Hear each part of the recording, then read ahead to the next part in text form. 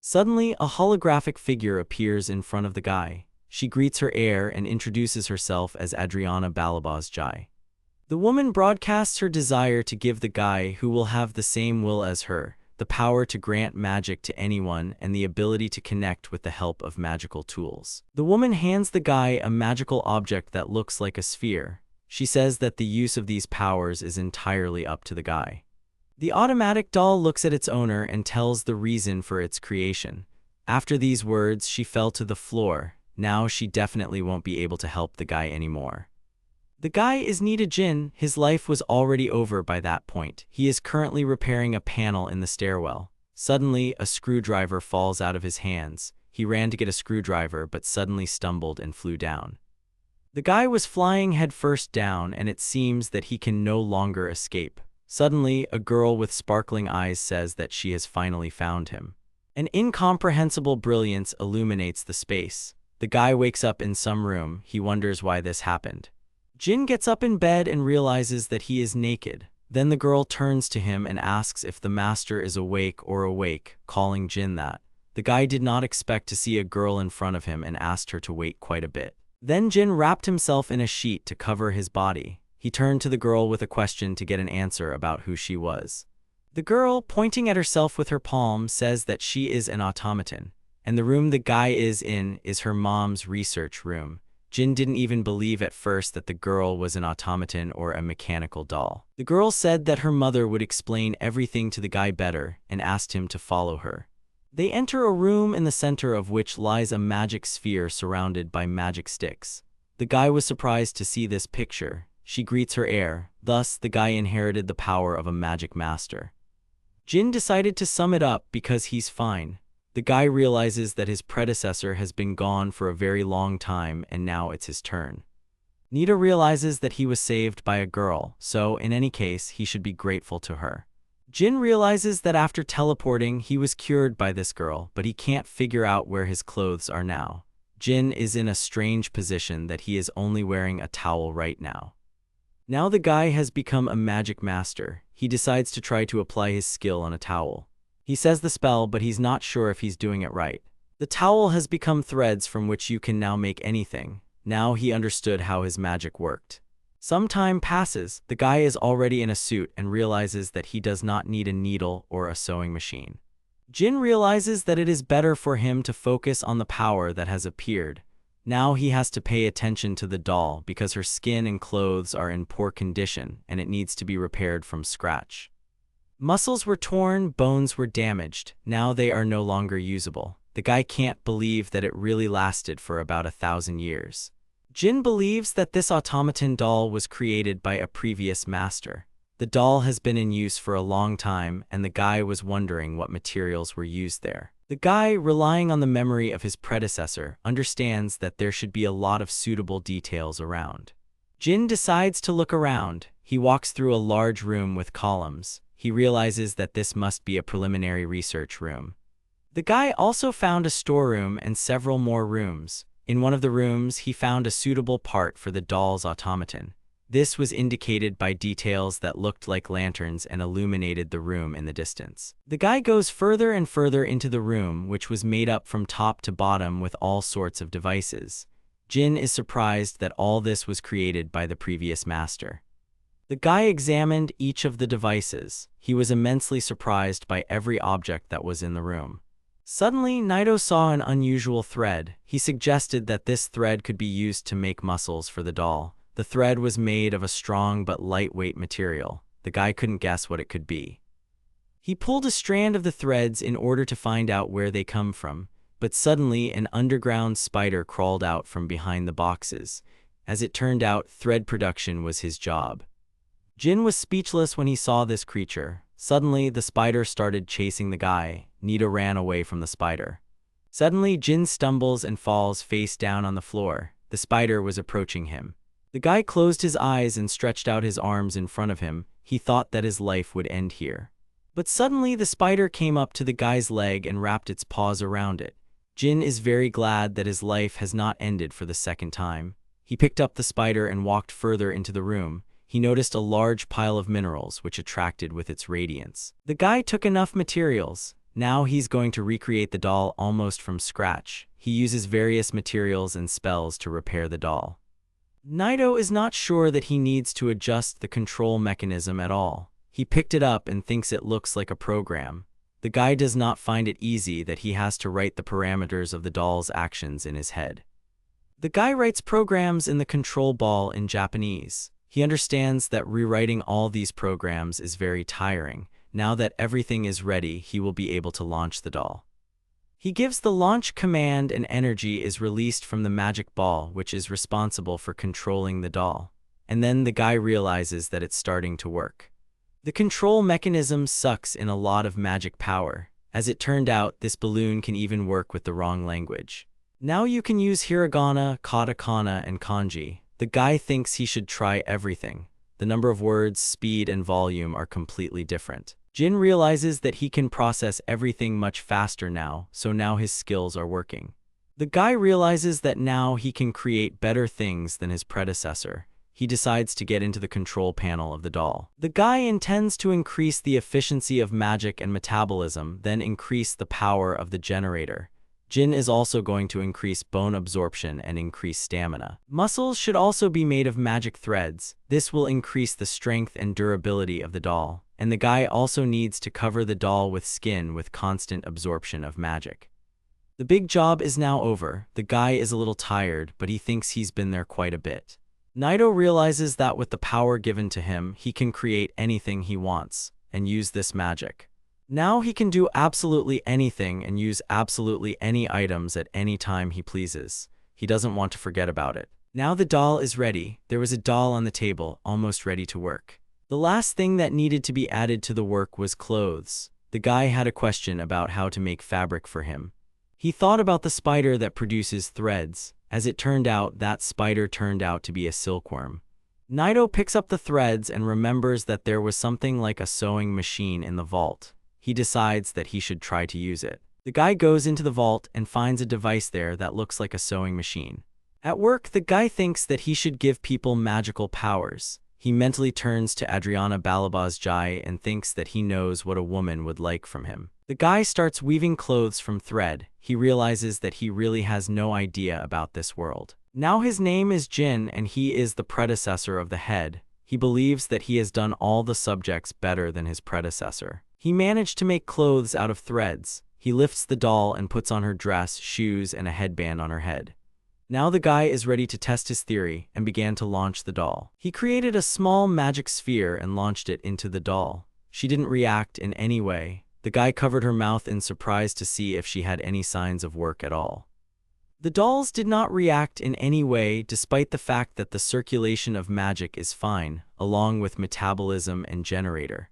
The guy does not understand why his work has not been beneficial. He was very hungry because he spent all the time in the workshop. He decided to go get something to eat. Well, then he remembers that they are in the pantry. They are in the rooms where he was before. Even the spider has nothing edible. Thinking about it, the guy starts to starve even more. He guesses that if there was at least some food next to him, it would hardly be edible. Suddenly, the guy notices the teleportation gate. He guesses that they must be connected to many cities. Jin is going to use them. He stands in the center of the circle and pours magic into it, thereby activating the teleporter. Suddenly, the guy's clothes went at the seams, from which strange highlights escaped. The guy realizes that this whole situation is taking on a strange look. As it turned out, there was an overload in the mechanism. Despite the overload, the guy still teleported to an unknown place. He was landed by a huge magic ball in the middle of the trees. This picture was noticed by a girl who was collecting something in a basket. She did not take her eyes off the magic ball and suddenly noticed how the guy was collapsing right in front of her feet. The guy wakes up on the bed, doesn't understand where he is. They are approached by a girl who saw him as soon as he landed after teleportation. She was holding a towel in her hands, and as soon as she noticed that the guy had regained consciousness, she ran out of the room with a scream and surprise.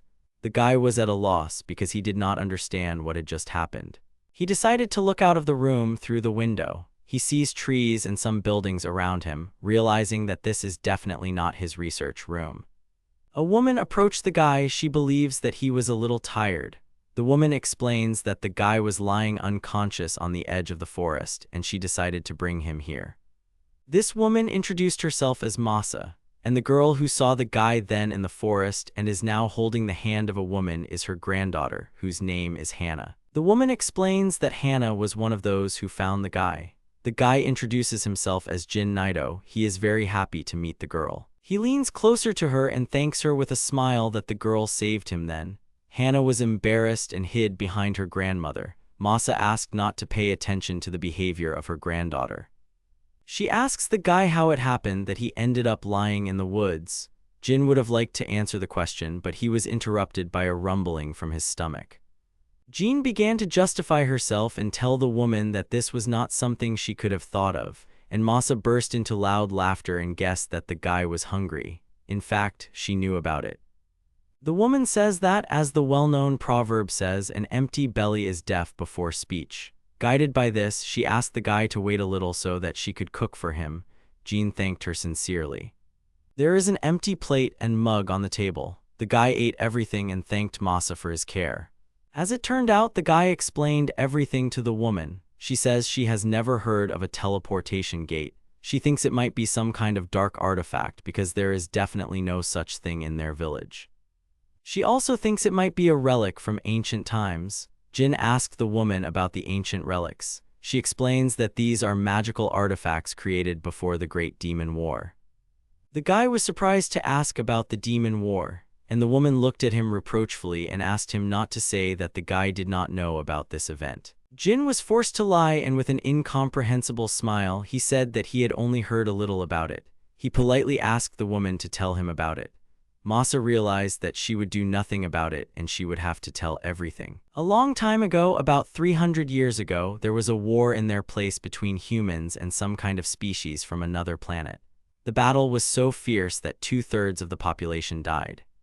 Then the demons staged a cataclysm. They destroyed half of those who possessed magic on this planet. The woman says that it was because of this that their civilization fell back 1,000 years ago and many technologies were lost forever. Jin realizes that it was about after Balaba's Jai ended her life. A lot of time has passed since then. No wonder no one remembers this. The woman understands that the guy cannot return without the teleportation gate. She decides that the guy should find this gate as soon as possible, and until then he can stay with her. The guy looks at the woman in surprise. Jin says that he has nothing to repay Masa for her kindness and food. The woman objects and says that she saved the guy because she was glad to see Hannah's concern. Masa explained that since her parents died, she has been gloomy all the time. The guy who heard this story of the girl decided to become her friend if her grandmother would not mind. Masa said it was a great offer. She would be very grateful to the guy if he could keep Hannah company. The woman called the girl to her. She asked Hannah to show the guy around and grab some water along the way. She obediently agreed. The guy leans a little towards the girl and asks her to show the village. She agrees, and after a while they set off. Suddenly on the way, the guy noticed one building. He understands that the economy in this place is really poor. He realizes that he is not even near the research room. Jin thinks that the war has hit the technical development of this place very hard. In his thoughts, the guy is distracted by one man. He is happy to say that Hannah's baby has returned. He notices that the guy has regained consciousness and is interested in how he feels now. Jin asked with incomprehension that the man could be one of the villagers. He agreed and introduced himself as Rock Ashiku. Jin introduced himself and said he was glad to meet Rock. The girl standing next to me introduced herself as Barbara. She pointed at her grandfather, who is also the village head. His name is Kimbaku. The village headman is interested in the guy about what he is going to do. Jin replies that he has decided to stay at Hannah's house for now. The headman immediately frowned and agreed on the condition that the villagers would accept him as long as he did not cause a problem. The guy really likes it here because this place is very quiet and peaceful. The guy is approached by Hannah and asks if he is all right. Jin nods approvingly and thinks that he has no choice after all. Yes, and he will have to cope on his own. The girl and the guy hit the road again. Jin asks Hannah where the villagers usually get their water. The girl points to the side with her finger and led the guy to the well. The guy realizes that they are using buckets to collect water. The girl pointed to the rope and the guy said that he would help to get water. They're walking back to the house. Jean wonders if she always does such hard work. The girl was surprised because this is their daily work. The guy, looking at the water in the bucket, suddenly thought about his power to give a magical blessing and the ability to connect magical tools. Jin decided to do something. He asks Masa if there is a blacksmith in the village, a man who works with copper and iron. The woman looked thoughtfully at the guy and said that he could consider the former workshop of this house because there was a lot left. The woman led the guy into a large room. She explained that the former owner of this house used this place as a blacksmith shop before he left this world. The woman doesn't know what the guy wants to do, but she said he can use whatever he wants. Jin thanked her and got to work. The guy touched a piece of metal and tried to determine what it was. Most of all, it looked like an alloy of copper in his. These metals seemed familiar to the guy, so he thought that the work would go quickly. Suddenly, he spread his arms to the sides, calling for a piece of iron metal to transform. A magical halo appeared around him. The girl was incredibly surprised when she saw this picture. Hannah, with burning eyes, interestingly asks the guy what it was. She suggests that they might be a wizard. He understands that she is not far from the truth. The material made turned out to be quite heavy, so they will need a cart. The guy made some parts and put them in the cart. The girl was very happy about it. Jean said Hannah could get in the cart and push the handle. The girl did everything as the guy said and she went. Now they need to install a well. They set off. Suddenly Barbara is talking to Masa. Barbara is not sure if it is worth leaving the girl with this guy. The woman assures the girl that everything will be fine because the guy does not look like a bad person. Barbara doubtfully agrees and suddenly notices that Hannah and Jean are standing in the distance. Hannah looks happily at her grandmother, and Barbara asks in perplexity what the guy put on the well. The girl is angry because she does not understand why the guy covered the well. In response, Jin asked only to wait a little while until he finished the case. The guy says with a smile that this is a water pump and there is nothing complicated about it. It will greatly help the villagers to get water. Barbara just looked at the guy in disbelief. Instead, Hannah ran up to the device and, at the direction of the guy, began to raise and lower the pump handle. The water began to gurgle down the pipe and after a few moments it poured out. Hannah was surprised that the water was pouring. Barbara couldn't believe her eyes and Masa wondered how this could happen. The guy explains that this is an ordinary object. He says that when you lower and raise the handle, the water is sucked in by the cylinder. Now Masa guessed why the guy needed copper. Suddenly, Hannah calls out to Gina. She is now happy to say that now she will gain water faster thanks to the guy. Jin looked at her with a smile and told her to use it for her health. It's been a few weeks. The guy realizes that he needs to do something with these boards. Here he is distracted by Ashiku. The man says his cart is very good. Jin says he is very glad that his guns came in handy. Ashiku told the guy that the headman was very happy when Jin fixed his stall. The headman even thought that Jin might stay in the village for a while. The villagers were glad that their houses were now in good working order. It was now much easier to collect water and even more so to transport materials and products. The guy realized something. He mentally addresses these reflections to Adriana Balabas Jai. He guesses that the Magic Master's mission is to make everyone happy. The guy thinks about it and looks into the distance. He notices clouds of smoke in the mountains.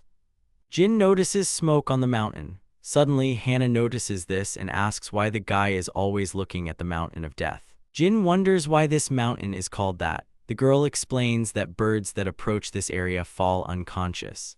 Hannah believes that this is due to the miasma that comes out of the mountain. Jin believes that the miasma may be volcanic gas.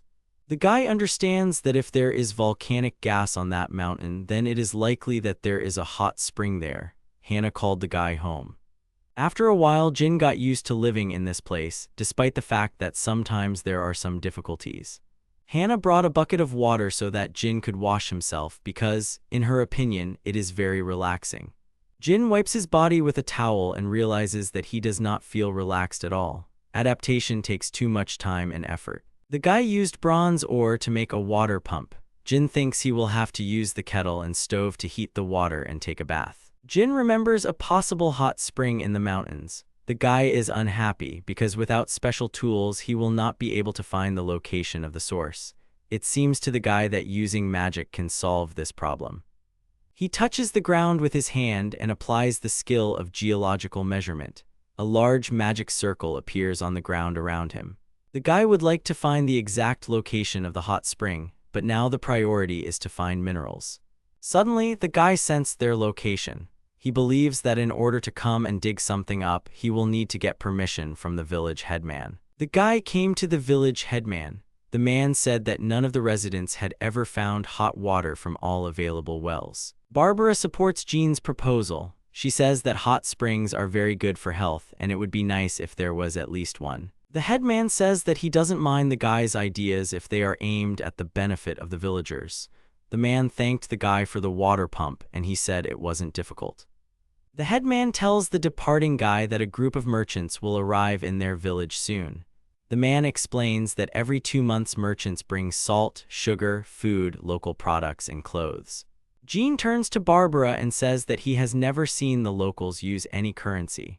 The girl explains with a smile that the residents exchange products with each other. After these words, the guy realizes that he found himself in a small village. The headman asks you to contact him if the guy needs anything. After all, he hopes that Jin is trying for the sake of the village. The guy thanked the headman and set off on his way. The guy walks with a cart full of wood and thinks that the lack of currency in the village makes life very uncomfortable. The guy can't do anything about it at the moment. Deep down, he would like to help a lot more. Suddenly, the guy is distracted from his thoughts by Hannah, who pulls on his sleeve, and her friends. Jin asks the guys how they were able to hide and fit in the cart. Hannah didn't answer the question and asked the guy what he was going to do. Jin says he's going to build a hot spring. Then the guys in unison began to inundate the guy with questions about what a hot spring is and why exactly Jin should build it. The guy just told the guys to calm down a little. They came to the construction site. Jin explains that first he needs to make a bathing area. To do this, he is going to use the use of earth magic. Jin applies the skill and depressions appear in the ground that will come down to locate the water. The kids think it's going to be a hot spring. The guy explains that this is just the beginning. The guy uses the skill to fill the pits with water. The children loved everything. The guy decided to inspect his work and dipped his hand into the water. She was so hot that steam was pouring off him. Suddenly, Jin notices that the children have already rushed to the spring as fast as they can, taking off their clothes along the way. The guy somehow managed to detain them and said that the water in the spring was very hot.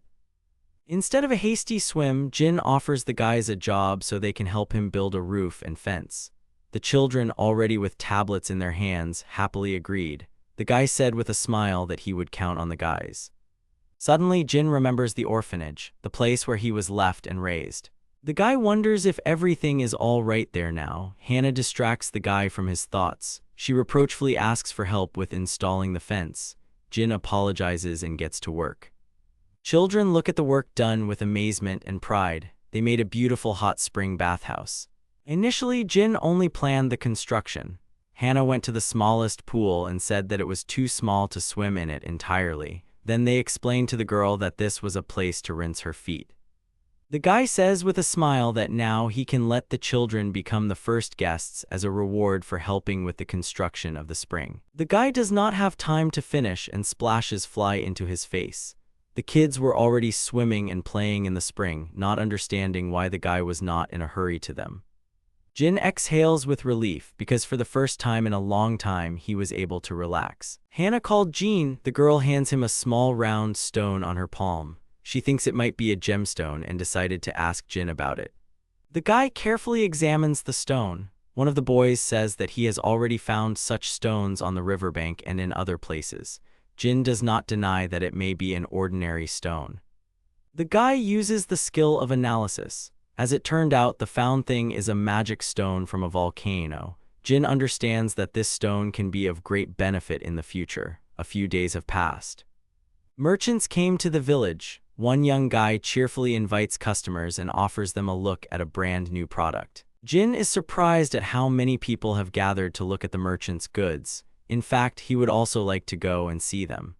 Barbara is calling Jin. The girl says that the headman wants Jin to come to the well. The guy arrived at the place, and there the merchant Roland and the headman were already waiting for him. The guy reciprocated by saying his name and expressing his joy at the new acquaintance.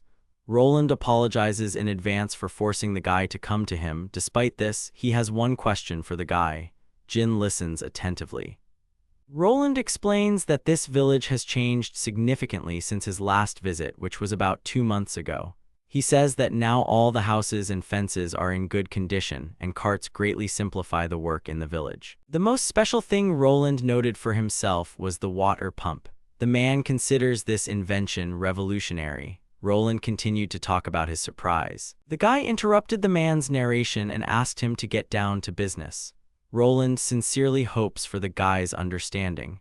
Roland explains that he really believes that this water pump is very valuable. The merchant refers to the village headman and says that he said who is the author of this invention. Jin confirms the man's words. Roland, full of confidence and determination, asks to sell him this device. Jin refuses this request with a calm expression on his face. The men did not expect to hear such an answer. The merchant immediately grabbed the guy by the hand and began to persuade him to sell in various ways. He assures that a large amount will not be a problem, and after the sale the guy will be able to have everything he wants. The headman turns to the guy and asks him why he refuses, because selling the pump will not cause any harm. Jin, hearing these words from the village headman, asked him to follow him. Jin brought them to his forge. The guy explains that he spent all the materials he had in order to build a water pump, trolleys, and restore everything in the village. The merchant offered to supply the materials, but Jin refused. Despite the fact that he used to do this for his convenience, now he is not in the mood to build something like this, and he has another thing in his plans. If Jin agrees, then the goods will be different from the first one. Then the merchant asked just to transfer the skills. Here the guy remembers the words of Adriana Balabas Jai, that she gave the guy a great magical power that can conquer anyone. Jin remembered this and said that he had magic power, and he would be able to sell the merchant away to make all these useful things. Roland looked at the guy questioningly. A guy named Eric comes into the forge. He apologizes for being late and says that he is very pleased to meet those present. Eric says that he took a look at the car and now he can safely say that Jin is a powerful wizard. The guy did not expect to hear this and asked Eric about it. Eric asked Jin not to worry. He explains that he is not jealous of the guy at all. Even though Eric uses magic too, he can't make the same complex object. Roland explains that Eric studied at the Cecilio Magic Academy, which means that he is much better versed in this topic than the merchant.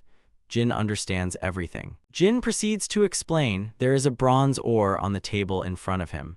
The guy says that the first thing you need to do is make a cylinder out of metal. Jin says that the mechanism of operation of a water pump is that when a person pulls a lever, air will create pressure on the piston and suck water into the cylinder. Each part of the pump is made of this bronze ore. Eric is watching intently. Jin, having transformed the material, says with a smile on his face that part of the work is done. Eric asks in disbelief what the guy has done now. Jin explains that the outer shell that connects it to the cylinder. Eric is in complete shock. Dumbfounded, he asks Jin why he should be able to do something like this. Jin began to understand something. Now he understands what it really means to feel like an extraordinary person. Jin wants to cheer Eric up. He says that now the merchant has the opportunity to practice while they trade in the village. Jin suggests Eric take him to the hot springs to get some rest. Eric agreed. Jin comes to the decision to spread some of these abilities. After all, he is the only one who can help these people to make these masterpieces. Jin promises himself to do his best. Here he is distracted by Roland and Eric. They ask the guy in shock if he really built the hot spring. They eagerly ask to be taught to do the same.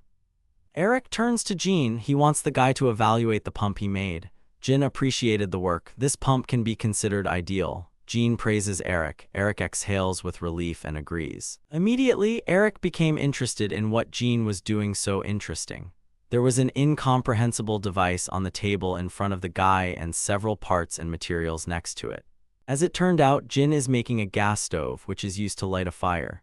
Jin and Eric are walking through the woods. Eric says that the gas stove is an incredible magic tool. Jin is doing well and he feels relieved. It was thanks to the magic stone that he picked up in the river. Previously, it seemed to the guy that there were no resources in the village. Jin, with a smile on his face, tells Eric that the thermal output method and magic control still require improvements. He is going to show them later.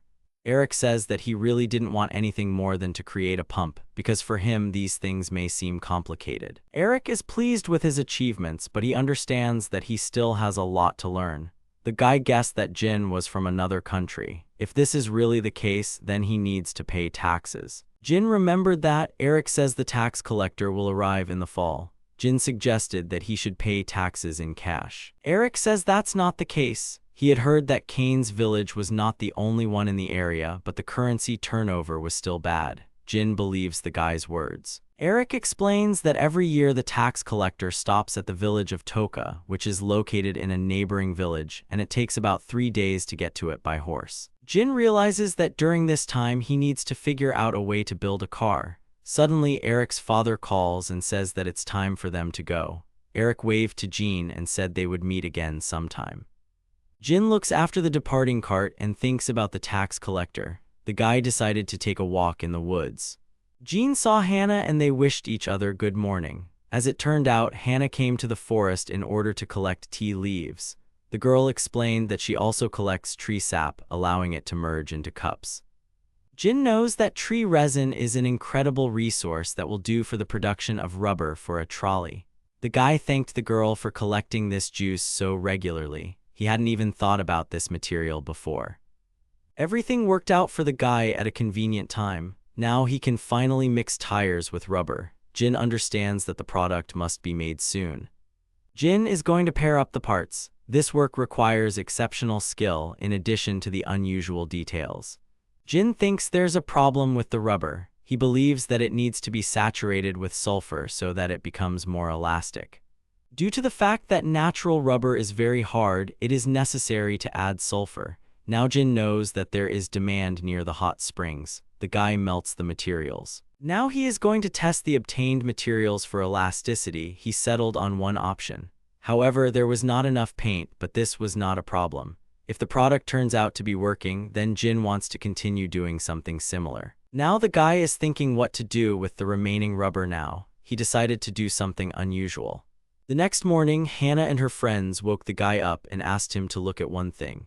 Hannah put her friends in the cart and she stood by the handle. Jin asked what she was going to do. Hannah tensed up and rolled the cart with her friends. She thinks it's a lot of fun and tells Jin that he's very strong. The guy praises her and says it works. The girl began to sulk because she realized that she had wasted her time. Jin says with a smile that it was an improved version of the trolley. Hannah is angry because the guy made her think that she was really strong.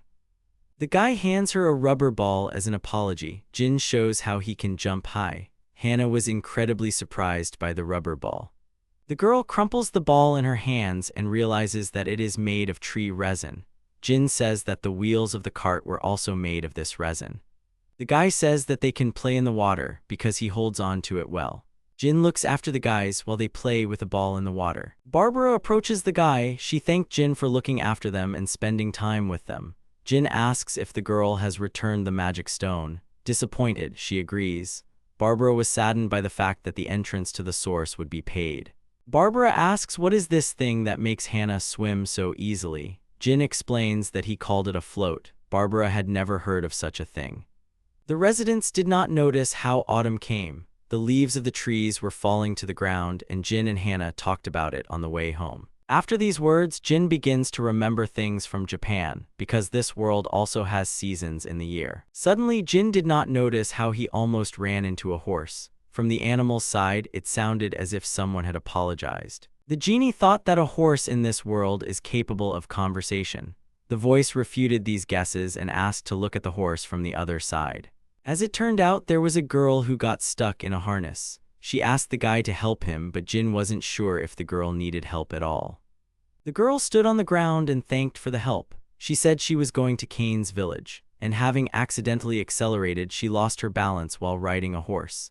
The guy, hearing about the village, asked what the girl was doing and apologized in advance for the rude question. The girl explained that the village would be her next target for tax collection. The girl introduced herself as Lithia Falhate. Jin and Hannah also introduced themselves to the girl and said that they lived in the village of Kana. In this case, Lithia asked to show the way to the village. The guy agreed. Together they reached the village. Lithium is very grateful to the guys because they helped her a lot. The girl explains that this is the first task from the king for her because she has only recently become a noble person in the kingdom, although she does not look like any of them. Lithia explained that, in simple words, she was a commoner who had been granted the title of knight only recently. The girl received the title because of her father's combat achievements. She can become a knight if she does well with taxes. The guy understands the girl's purpose. She wants to become a knight because she believes that she should benefit people.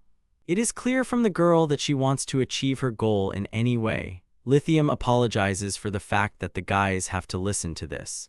Jin showed the girl the headman's house and said that he was not at home right now. Lithium asks if the guys in the village really have water pumps like that. The girl explains that this thing was only recently released in the palace. She says Mr. Roland was the first. Hannah suddenly started fussing and said that the first one who did it was Jean. Lithia asked her not to tease her like that because it couldn't be.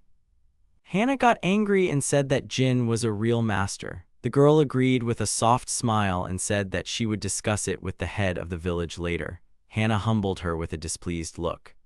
The girl asks the guy why he didn't say anything about his creation. The guy thought about it and assumed that Eric had done this in other villages. Jin is fine as long as people can live a more comfortable life. The girl looked at the guy in surprise. In fact, it's the best outcome for a guy not to mess with officials. He only cares about materials that can be useful for everyday life. Hannah thinks that's the whole essence of a guy. Lydia asks the headman if they have problems with taxes in their village this year. The man explains that they are doing well in this regard. The man asks when the tax collector is going to go to the village of Toka. Lithium is going there tomorrow. The headman believes that this may be a bit of a hasty decision, since the girl is most likely tired. The man remembers the previous tax collectors, but the girl interrupts him and asks her not to compare with her predecessors. Lithium asks another question about the fact that buying a water pump was very expensive. The man explains that everything was done instead of them. The girl guesses that Jin did it. The headman says that the items Roland possesses were provided and instructed by Jin. Lithia was shocked by the fact that Hannah was telling the truth at the time. The headman couldn't even believe it. The man says that the guy has done a lot of stuff lately. Lithia roused herself and asked to see these items. The headman asked Barbara to do it.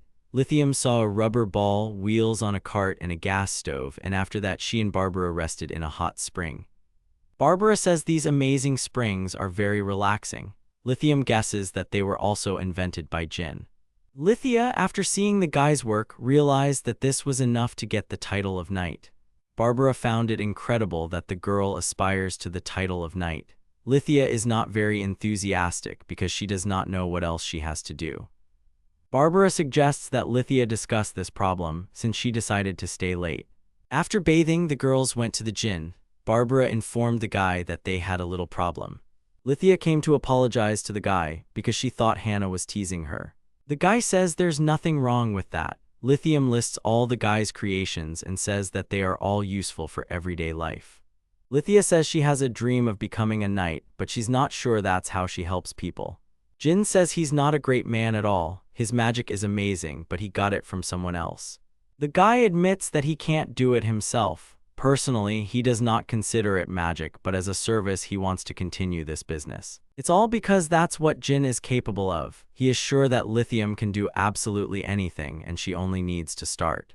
She wonders if she can do it too. The guy agrees and says that he has been looking for an answer for a long time. Lithium says this is true. She thanks the guy for the advice. Lithia says with a smile on her face that she, as a tax collector, wants to ask for a favor. She's on her way and she's going to need some luggage carts. Jin agrees. He didn't expect it to be needed so soon. He went into the warehouse and counted the carts. A total of 12 pieces came out. Jin, after thinking about it, decides to make several amendments to the trolley devices.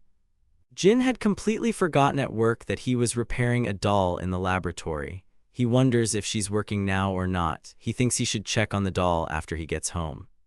At this time, the doll in the laboratory woke up. The doll is on its way. Suddenly, she meets a huge monster on her way. She angrily says that he is bothering her and uses the thunderclap skill. She hits the monster with her power. The girl cleared this sector of monsters. Now she can safely complete the installation of the teleportation gate. the doll begins teleporting back to the lab. Instead of the laboratory, she landed in an unknown place again. The doll would like the transportation radius to be a little wider. It would be better if he could handle the interference magic.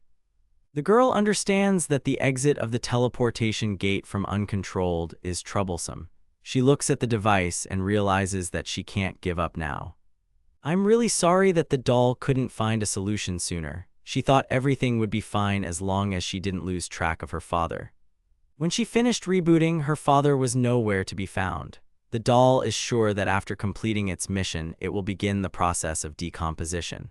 She remembers that her mother has already left. She realizes that her new body is her father's work. The doll thinks she should thank him for that. She walks around the lab, goes to the library and the warehouse, but she can't find her father anywhere. Then she thinks he's gone. To be precise, since the doll does not have a long-range radar, she will not feel his aura. She suggests that the father may have gone outside the laboratory.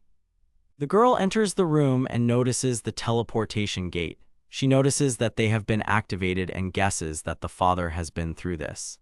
The doll is interested in where teleportation leads. She can't find the exact destination. The doll needs to get ready. She found the gate installation guide. If she gets into trouble, she needs to get bandages and medicines. The doll is going to use magic stones to do some things when it's all over. The doll turned out to have a large backpack with things. She thinks that should be enough. Now she is ready to go in search of her father. The doll had to overcome a long way and cope with many monsters. She walked with only one purpose. She teleported a dozen times, but still hasn't found her father. Even so, the little android continued to search in the dark from the void for many years, 8 moons and 27 suns. She has crossed many worlds. The doll can't stop.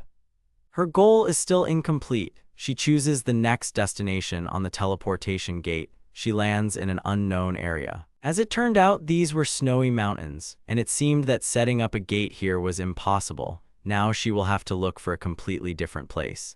The girl couldn't move because she was waist-deep in snow. A monster suddenly appears in front of her, looking like a man with a lot of hands. He was so terrible that he inspired fear with his appearance. He opens his mouth and stretches his hand towards the snowy peak. It was Hecatonair, an armed giant. The doll believes that this giant was attracted by the magical aura of teleportation, or the monster considered her its prey. In any case, the impact of his palm on the surface was too close to it. He was so huge that the girl was below his knee. Suddenly, the monster swings with all his strength and arm, although to brush away the girl, but she was able to hide behind a shield. The doll admits that it's hard for her. She should throw away her things and fight properly. At this moment, she notices that the giant has grabbed a large stone and thrown it in her direction. The doll boldly thrust his fist forward, and as soon as the stone touched her hand, it shattered. The doll realizes that she has no other choice. Now she applies her skill and increases the speed of information processing. It increases its power. The doll is going to initiate a sequence of selecting elementary materials to form a magical weapon. She also needs to initiate a reinforcement mechanism. It is also necessary to activate the external radiation of magic fibers and start a completely offensive technique. A magical sphere appeared in front of the doll, which struck with its destructive power. It turned out to be a mana explosion. From the magic ball, she sent a stream of magic towards the giant. He shone with a huge light, and then the doll decided that the attack was over. Doll realizes that her father's improvements are incredible. In the distance, she felt a magical aura. Even though she was very weak, she feels that this aura belongs to her father. She took her things and happily headed in the direction of her father. The girl mentally turns to him and asks her to wait because she will find him soon. She wants him to be all right. At this time, work is underway in the village. Rock comes up to the guy and says that the guy should rest. Jin asked me not to worry about him. The man said that the guy needed to wait a little longer. With the new material, they will be able to walk until sunset. The man appreciated the guy's contribution in reducing travel time. Jin says that it still brings difficulties because he can only finish the work in 2 or 3 days. The guy was embarrassed because he understands that he can do anything to make the work easier for the residents. The man laughingly asked not to make such a facial expression. Rock says there's an important job for the guy after all. After all, if these things break, then the guy is the only one who can fix them. Rock urges the guy to save his strength because they can be useful at any moment only. The tax collector understands that only a guy can do this. Suddenly, the guys are attracted by something incomprehensible in the distance. As it turned out, this was what unnerved me during the journey. Strange iron creatures stood in front of them, one of which broke a cart with goods. Jin was surprised and wondered who it could be. As it turned out, a golem appeared in front of them. Lithia ordered everyone to step back. She says that first of all, it is necessary to develop an action plan. She did not have time to negotiate, as one of the residents rushed at the enemy because he was angry with him because he destroyed his crops. The men were worried about the guy because he attacked an enemy that he could not handle. The guy started using magic because he didn't want one of the villagers to take his life in front of his eyes. He uses the skill of attraction and attracts the man to the others. Lithium gives the command to retreat again because it's getting more dangerous here. The girl notices that all the goods are destroyed. She decides to prevent damage to the monsters. The guy says that the girl's action won't work against him either. She doesn't listen to the guy and still acts in her own way. She swings with all her might and strikes at the monster's leg. Her sword was broken in half. The guy did not expect that the golem's coating would be so durable. The girl wanted to make a decision but did not have time, and the monster threw her aside with one blow. Everyone was worried about the girl and shouted at her to leave. Or the fourth one is sure that she will not run. She says she has pride even though she is a novice knight. She doesn't understand what use she will be even if she can't protect people's property. She says knights are born to protect. With tears in her eyes, she points the broken sword towards the enemy. She says that if she is able to do something now, she will definitely do it. She rushes towards the enemy again. I do not listen to reproaches from the outside. The girl still managed to knock down the monster, but he did not receive any injuries and began to get up again. Jin realizes that he has to do something. He won't be able to hold the monsters for long. The guy wonders how he can help, but suddenly he remembers that he has water. He decides to improve the bottle so that it is easier to control the jet. The girl landed on the ground. She couldn't get up because of the pain. She noticed that the monster's huge hand was pointing in her direction. When the guy realized that he needed to act urgently, when the magical transformation was over, he released his attack. It was so powerful that it was able to cut through the golem's coating. The monster split in half with a creak and fell to the floor. He fell apart, hitting the girl a little. Lithia didn't understand what was going on here. At this time, Jin notices that there are several more golems around them. He dealt with them. He worries about Lithia, asking if she is all right. The girl agrees and asks what it was. Jin explains that he was able to conjure something. He doesn't interpret spells very well, but it's good that he made it in time. The guy notices that he has touched another cart with goods. Rock says that everything is in a mess. The girl apologizes. She says if she was stronger, she could stop this thing. Rock considers it a miracle that they at least survived and no one was injured. The man who first rushed at the monster says that these tasks are very creepy only. He's only been hit once and his arm still hurts like it's been to hell. Lithium expressed its desire to take a look. Jin was surprised that the tax collector would recognize the magic of healing. The girl casts a spell and the wound on the man's arm begins to heal. After a while, he was able to bend his arm as if there were no wounds. He thinks it's incredible. After that, all the merchants began to praise the girl, saying that she was a good knight. Rock is sincerely grateful to the girl for her help. She says that the man should not hesitate to contact them because this is her job. I'm telling you that if someone gets hurt, you need to come to her and tell her about it. After the fight, the guys made a halt. Rock asked the guy what he could do with the broken carts now. The cart is completely broken. Rock says they still have wheat left. Jin realizes that it is possible to try to benefit from the golem. After all, the girl says that someone should control him on the way here. Jin pulls an item out of the golem and believes he can deal with them. Even if this is not the case, he is still going to use it for his own purposes. Lithia says they don't have much time after all, and the guy needs to hurry up. Meanwhile, the guards are on patrol. Suddenly, one of them notices a dangerous silhouette in the distance. It turned out that the golem was carrying carts of wheat. The guards thought that the village might be attacked and pointed their spears towards the unknown.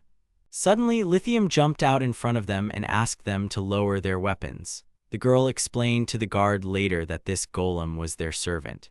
The man calmed down and let the merchants into the village. The golem was instructed to put all the wheat in a certain place. Jin calmly controls the device. He orders him to put all the goods in a certain place. Rock finds it impressive because this thing is 3 times the size of an ordinary person. Rock asks the guy if he can really handle the golem. The guy says he can rewrite the program and everything will be fine. The man does not understand everything that Jin says. He still feels calm. He asks the guy to say the golem's name again. At this time, Lithia looks at her reflection in the sword fragment. Jin distracts her and tells her that they have time to rest a little. Lithia smiles and tells the guy not to worry about her. She still has responsibilities. They understand that the protection of the village can be entrusted to Gon. Jin says that everything will be fine and asks you to believe him. The girl smiles and looks sadly at the sword fragment. She says she forgot to reforge it and now it's broken. Jin says the same thing happens to people. If they don't work on themselves, they can rust, and one day they will get what they deserve. The girl agrees with a smile. She shows the piece to the guy and tells him to look at it. She thinks she should have fixed it earlier. The girl had completely forgotten about it when they were next to the blacksmith. In fact, she wanted to use this sword longer. The guy says with a serious look that he earns money from this business. He says he can fix the sword for her. The girl is not quite sure, but she holds out her sword to the guy. He begins to apply various spells to the ball so that it takes its original shape. As a result, the sword shone like new. He handed the sword back to its owner with a smile. Lithia touches the sword with her finger and finds this branch of magic strange. Lithia remembers that she never thanked Jin for everything he had done for her. She asks what the guy would like. Jin says he doesn't need anything. The girl offers to introduce the guy to the king as a master of magic crafting. Jin finds this problematic because he would like to do research and then return home. The girl was surprised and admitted that, to be honest, she had no idea how she needed to report this golem. The guy was surprised because he did not think that the girl should report this. Lithium explains that this is part of her job. Upon hearing this, Jin asked the girl not to write anything about him in her report. He doesn't think anyone should know about him right now. She is not sure that she will be able to fulfill the guy's request. She says that sooner or later they will find out about him anyway. The guy inhales and says he'll deal with it when it happens. Lithium finally understood the guy's request. She says she will help. She thinks it's enough to show her appreciation. She asks to stay with her if the guy ever ends up in the citadel. Jin smiles and agrees. He says that now he would like to sort things out and return to the village, and Lithium offers to practice her first blow with a new sword on the guy. After the taxes of Toka village were sent, the people decided to return to Kaina village. After the golem's attack, the number of accompanying people increased, but turning to the golem ended all fears. The guy thinks that maybe it's because of the race, but he no longer sees any signs of attackers. He also didn't get any useful information from the other golem. Jin realizes that he has to come up with a way to solve this problem. He has plenty of other work to do right now. Jin returns to the village. The children run to him and wave. Hannah hugs him and is happy to be back. Jin realizes that it's good that he got to the village without incident. He's full of thoughts right now. Hannah asks Jin if everything is okay because she sees that the guy is worried about something. Jin explains that he was unable to collect enough materials to repair the golem. He says that in order to get it in decent condition, he took the parts of another golem. Hannah took the magic sphere and said it was very beautiful. Jin explains that this thing is a necessary part of a doll or golem. Hannah asks if they can use this stone for home inventions. The guy explains that it would be a crime to use it for such simple things. Hannah doesn't quite understand, but she thinks she's seen something like this on Death Mountain before. The guy thinks that all the inventions of her predecessor are rare and made of high quality. He tells the girl that he wants to collect materials and invites her to go with him. Hannah agrees. The guy wonders if the golem will go with them. Hannah climbs up the servant and holds out her hand. She's ready to hit the road. The guy remembers how the girl was afraid of Gon when he just returned with him from that trip. The guy asks the girl to slow down a little because he is the only one who discovered some rocks. Jin says that the stone in this place is very similar to granite. Jin applies the surface exploration skill. He understands that there is something in this place. He orders the golem to dig up the place. The servant digs up the rock in one motion and the girl admires it. Jin thinks there is magnetic ore mixed with white mica in this place. Chalcoprite is also available. He even found a magic crystal of the earth. Hannah asks if the guy found what he was looking for. He agrees and says that he has found many different things. After that, Jin ordered the golem to bring everything he needed. He understands that first of all, they need to be repaired and then improved. If all the windows in the village are made of white mica, then it turns out that it lets in light. Now another golem has appeared and Jin has named it a gene. When the material was finished, the guy went back to the Mountain of Death to collect them again, and he still has to make some carts for the village. The guy was still thinking about how they could be improved. Today he needs to collect materials again. Suddenly he is distracted by Rock, who says that going to dangerous places is a careless act. Because of this, Rog decided to accompany the guy. Jin says he was going to this valley to get materials. Rock notices that the guy is very busy right now and asked if the guy gets enough sleep at all. Jin agrees. The man notices that his lies are obvious. Rock says that the guy needs to be on his guard because they can be hit at any moment. He understands the guy's situation but asks not to take so much on himself. Jin understands that the man is worried about him, but he cannot be calm when he does not know how to solve the problem. After all, very little time will come and then he will return to his village. The man assumes that the guy will continue to help everyone. After all, if an attack by me happens, he doesn't think it will be the same way. Jin realizes that if he hadn't thought of converting a water attack into a weapon back then, he would have witnessed how many people would have been deprived of their lives. If that happened, Jin couldn't imagine how he would feel. The man says with a smile that if something had happened to her, he would have been very sad too. Rock says that at that moment, only Jin and Lithium could fight. The man understands that if he were in the guy's place, he definitely wouldn't be able to win. The man says that he has Maria and Kami. He explains that others also have reasons to live. He tells the guy that no one wants to end their lives. Rock notices that somehow Jin always finds a solution to any situation so he can be proud of himself. After all, he does things that ordinary people cannot do. The guy understands everything. The man asks why one of Gon's arms is not working.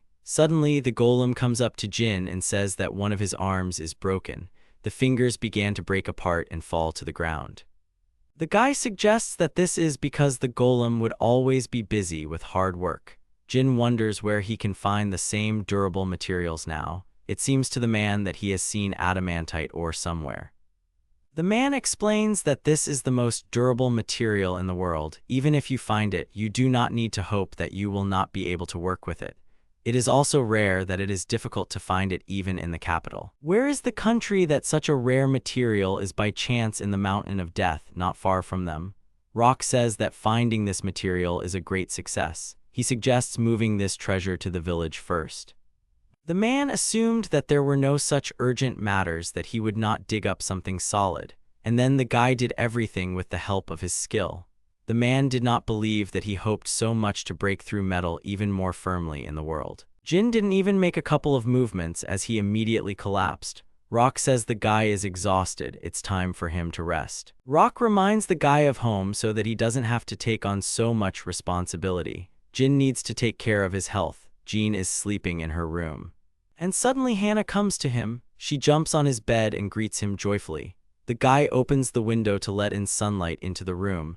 Grandma and Hannah were already sitting at the table. The three of them were having a nice conversation. All this time, the guy slept a lot and ate well. Now it's time for him to get back to his job. He also needs to work on transportation. The cart doesn't fit, so you need something more solid. Now he can use blue copper for the frame. Jin wants to make the whole skeleton out of adamantite. The guy comes to this decision because it will be a big problem if the inner frame breaks. He then decides to use a Kuachuk to tie everything together. He will also add a mana generator, an ether converter, and a controlled heart. His predecessor's knowledge is incredible. She could convey the structure of the movements of four-legged creatures. She achieved this without the help of any devices. Jin understands that he should use it more often than he can help anyone. Hannah decided to visit Jean. The girl noticed a new development. The guy made a toy horse for her. It should be in perfect working condition now. The girl climbed on the horse. The guy interrupted her and Hannah looked at him pityingly. The guy explained that he wanted to finish her testing first. Hannah hugged the horse and thanked the guy. She promises Jin to use the toy carefully. The guy bends down and asks what name the girl would give her toy. Hannah says she will name her horse Minto. Jin programmed that Hannah would now be the owner of this horse. The girl asks if it's really a doll. The guy says that this doll looks like golems and can move on its own. Jin explains that the handle on the right is an accelerator. If the girl squeezes it, she can go. If Hannah wants to turn to the side, then you need to control the handles in the right direction. If Hannah wants to stop, she will need to lower the handle. It'll be weird at first, but then she'll get used to it. An hour later, Hannah was already riding her new toy with might and main. Jin did not expect the girl to show such speed on the toy. The guy thinks she could drive slower. The girl waved her hand after her and said that she was going to show everyone a new toy. Jin exhales. He is happy with the work he has done. He says how many toys he needs to make if he wants all children to have them. At this time, Rook went hunting with his friend. He asks his friend if he is hunting deer again. That guy confirms and says that the gene helps him. Suddenly, Hannah appeared in front of the men on her new toy. Rock is surprised and asks why the girl is here. He is interested in which device the girl is riding on. Hannah explains that this is her golem horse, whose name is Minto. The girl explains that the horse looks like golems. Rock believes that Jin has invented something strange again.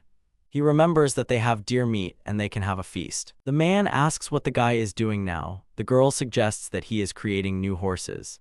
The man decided not to distract the guy from the lesson. He asked the guys to stand and wait for him on the spot for a while. After all, when he and his friends return after hunting, they will cook food together. At this time, Jin was making an invention for his forge. He invented another horse. It was already dark outside. He is very hungry and noticed that his condition is returning again.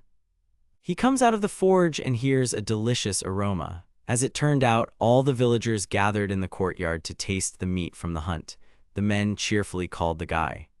Grandma came up behind the guy and said that everyone had gathered to thank the guy for all his inventions. But then a drunken Barbara throws herself on his shoulders and asks the guy's opinion about this party. The village head says that anyone who always tries to do everything as best as possible deserves support. Grandma hands the guy a plate of food and asks him to help himself. Everyone wants their inventor to get some rest. All the villagers recognize him as part of their extended family. The man is on the hunt again. One of them orders to bypass the herd of the line and not allow them to approach the village. Men don't understand how it all happened. Rock asks Jan not to worry so much. He urges everyone to listen to his commands because they are not on the hunt.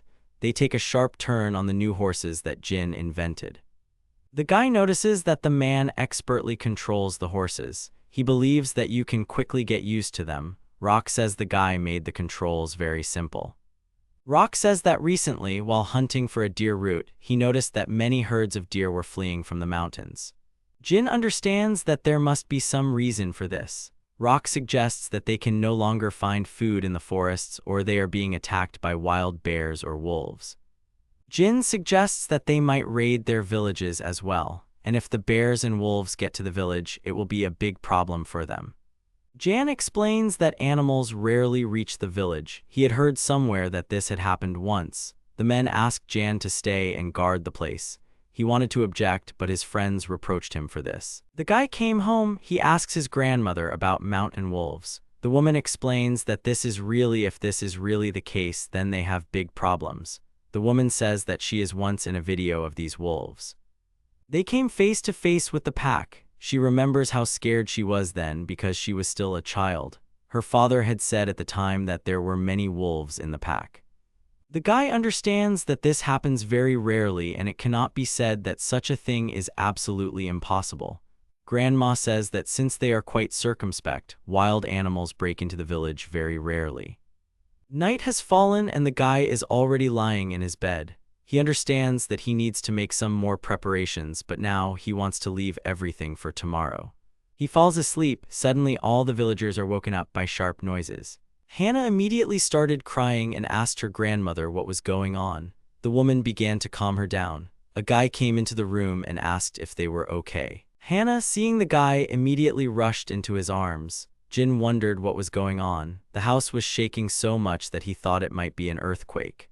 All the residents went outside. A huge glow appeared from the side of the mountain. All the residents were surprised. They were sure that the mountain was glowing. Jin wondered what could have happened here. Hannah tearfully asks the guy what they should do now. She notices that the guy is also seriously scared. She looks at Jin worriedly, and he tells her to go back and stay inside the village. The guy himself called the golems and set off towards the mountain. Rock stood next to Hannah. He understands that nothing good is happening there, and he doesn't know what Jin is going to do, but he is sure that the villagers will help him. Barbara walked up to the guy and pulled on his clothes. She asks where he's going to go in his pajamas. Jin had to change his clothes. He asks the villagers for help. He decides to build a shelter just in case. All the residents agreed and asked to trust them. Hannah was also included in the case. Jin said with a smile that all the kids had better go to bed now. Hannah was not happy with the idea. Half of the men from the village will go with Jin, the rest will stay to gain strength. And Jin also instructed me to make a late snack. Everyone started doing business. Jin tells Rock that if they keep this up, they'll be done with the foundation by dawn. The man notices that the guy needs to take a break. Rock says he would like to get some rest because their work shift is coming to an end. He notices that at a time like this, the golem comes in handy more than ever because he works tirelessly.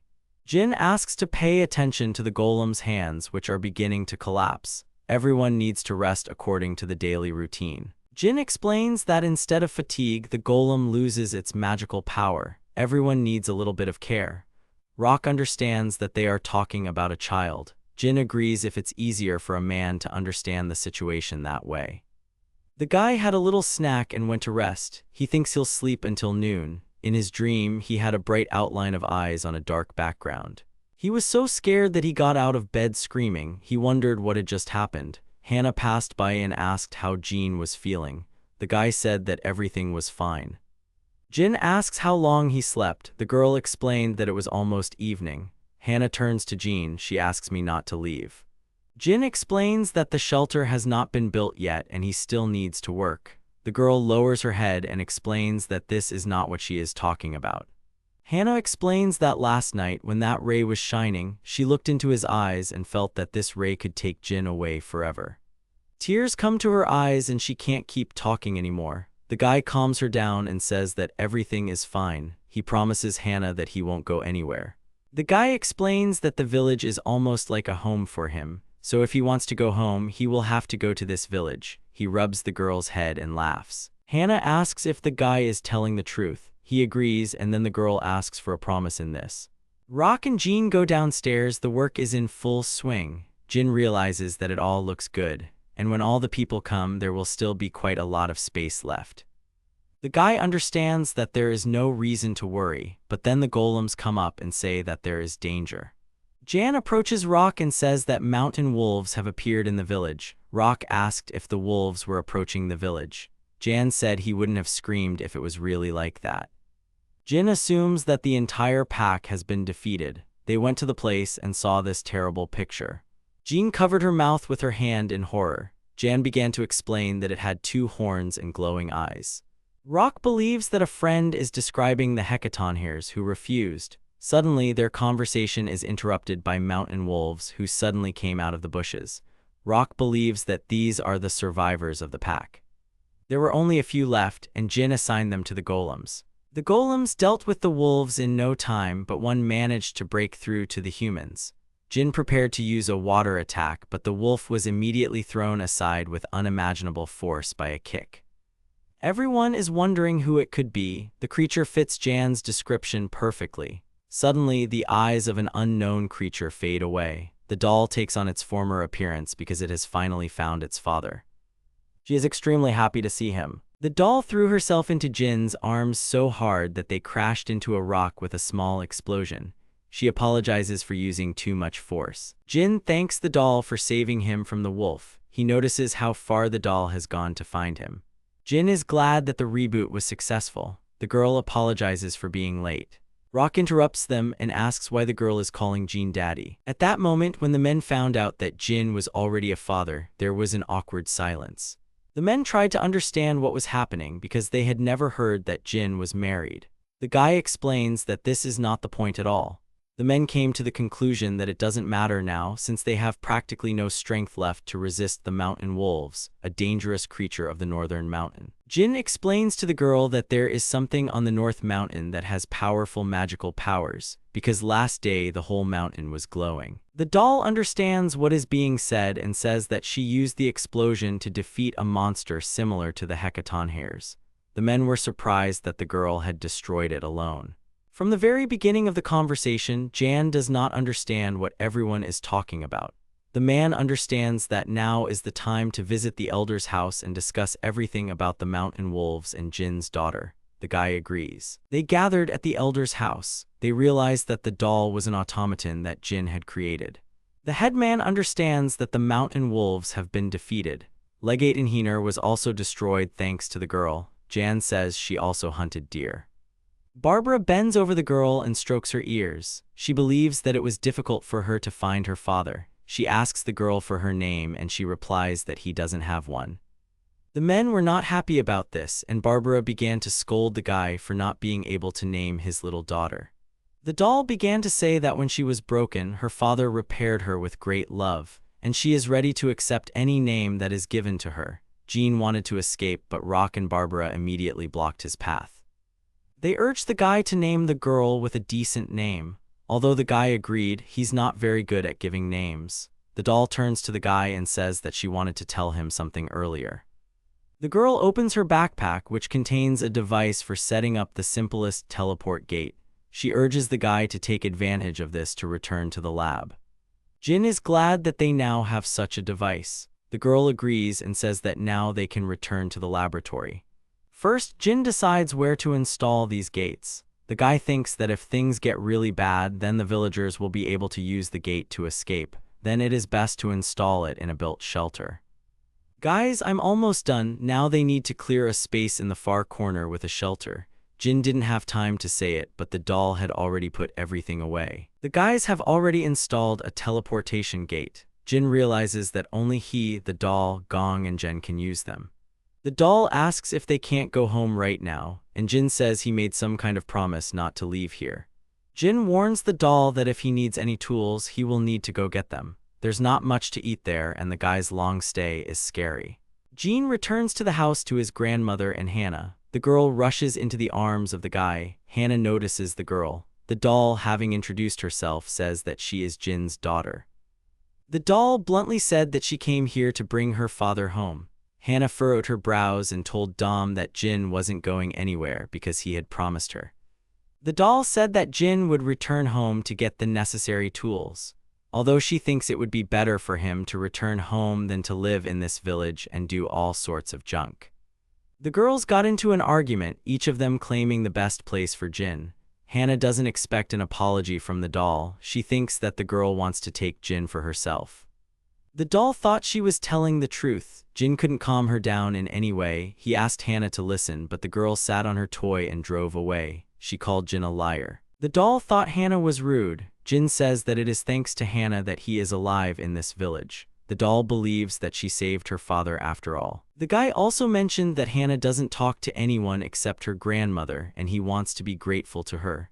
The doll clarifies if the guy is doing it all just out of gratitude. Jin says it was like that in the beginning, but now it's different. Hannah, as well as all the villagers, accepted him and he became part of their family. Jin turns to the doll and says that when someone from his family is no longer around, the person feels fear and sadness. He hopes for the doll's understanding. The doll remembers how she lost her mother. Jin goes on to explain that he also lost his parents, and when his friends were adopted, he was very lonely. He remembers that he grew up very naughty and secretive, but the moment when the teachers gave him a name remained forever in his heart.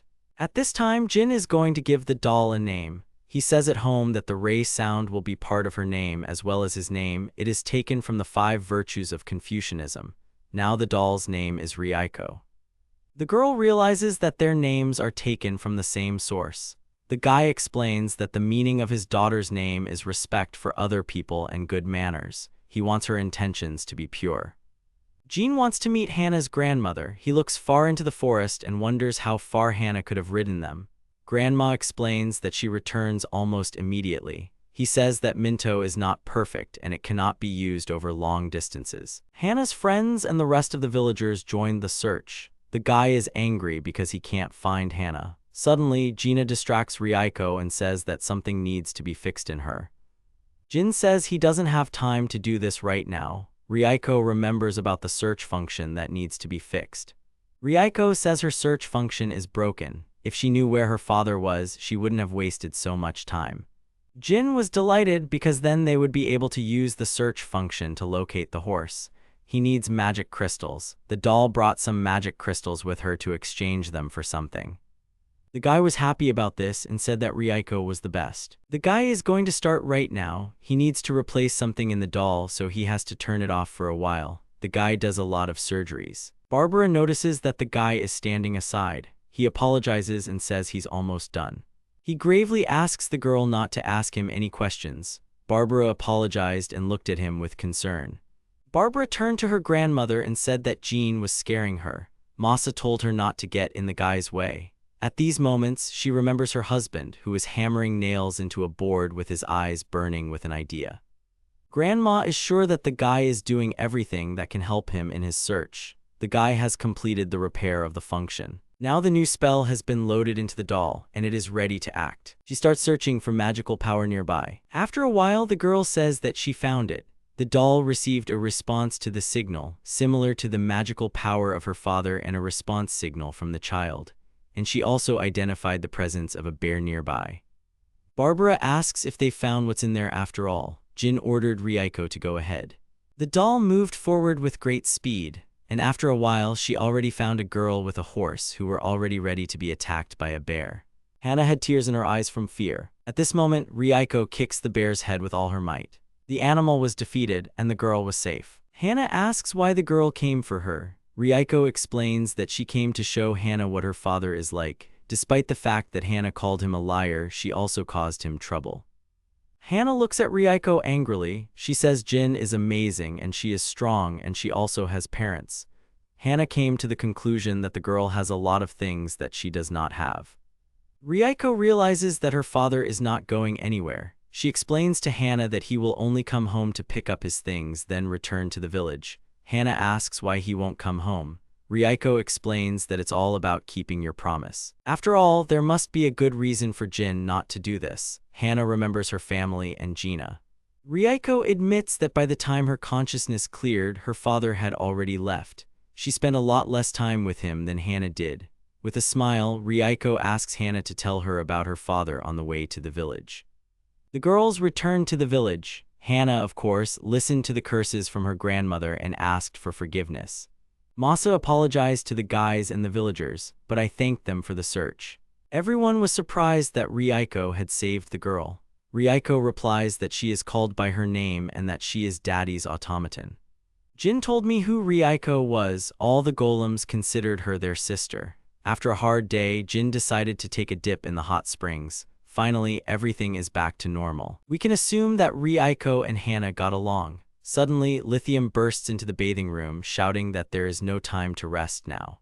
She explains to the guy that someone blamed the guy for the last golem attack. Now the army of soldiers is moving out. Count Walter is going to protect the peace in this country. The girl fell to her knees and screamed that she was sorry that one of the soldiers of the village of Toka had spread rumors that could not ignore the incident with the golem. Jin calmed the girl down and said that Lithium was not to blame for anything and that he had forgotten to change Gon's appearance. Jin's friend said that there was nothing good about Count Walter, the feudal lord, coming to them. The girl said that listening to the words of other people is not in the manner of a count. An army is marching through the forest. The guy said that they still have a little time left until the Count's warriors get to them, and it's better if Jin disappears or hides for a while. Jin said that he would not do it, and if he ran away, it would arouse even more suspicion. If he ran away, then his life would turn into a military hide-and-seek. Jin said that he wants to stay in the village and he made a promise that he has to fulfill, and there are so many things that he wants to create. Lithia said that she understood him and suggested that they try to convince Count Walter, but just in case, he suggests hiding the golems. Jin's friends said that everything is fine and they all know that he is not a criminal and this time it is their turn to protect him. there is no reason to worry. Reiko clenched her fist and said that if the warriors tried to harm Daddy, she would destroy the whole country. All the friends were shocked, and Lithia said that it was not very good and a girl should not say such things. An army of armed knights approached the borders of the village of Toka, and the commander on horseback ordered the army to adjust. Villagers appeared in front of the troops. The elder came up and said that since it was Count Walter, what was the purpose of his arrival today? The count was confused and asked the man if he was Elder Hippek. The count looked at Jin and said that he had heard that the criminal behind the recent attack and golems on the kingdom was in this village, and it was known that his name was Jin Nidu. The elder smiled and said that there was indeed Jin Nidu in their village, but he was definitely not the one they were looking for, because the Jin he knew was a very kind young man. The count looked at the elder and said that he understood everything and asked to bring the guy here. The elder repeated that he had previously said that Jin was not the one they needed. Count Walter shouted that the elder was annoying him and angrily drew his sword and put it to the elder's neck. The villagers were shocked and screamed in fright. Suddenly Lithia shouted for Count Walter to stop because the elder was telling the truth.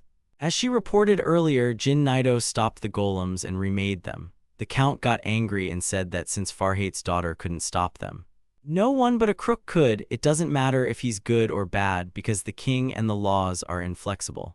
The count shouted that the king had given him orders to bring Jin, and in other words, his orders were not discussed, after which the count waved his sword. Lithia shouted that such words should not be spoken by a nobleman, and is it right to point your sword at civilians? The girl grabbed her sword and almost attacked the count. Jean told her friend that if Lithium did this, the situation would get out of control, and he knew that the count was not the kind of person to be persuaded. Jin came forward and said that he was Jin and asked the count to put away the sword. The count was delighted, said that Jin was behaving gallantly and how everything was simply resolved, after which he ordered the soldiers to grab the guy. The soldiers handcuffed Jin. Friends shouted for the count to listen to them, that Jin is not a criminal and he saved them from the village, and thanks to him their village began to flourish, and it's cruel to take the guy away. The girl ran forward and shouted to let her brother go, that they could leave. But the residents will not budge and will never allow Jin to be taken away. Count Walter was furious and looked at the girl from his horse, so that the next moment he swung his spear at her. The count almost struck when the spear and the horse turned away from the blow. Jin was furious. He was holding a piece of a spear in his hands and shouted that the count had crossed a line that he should not have crossed, after which the guy threw off the handcuffs. Jin said that if it hadn't hurt Lithia and the villagers, he would have left with the soldiers without resistance.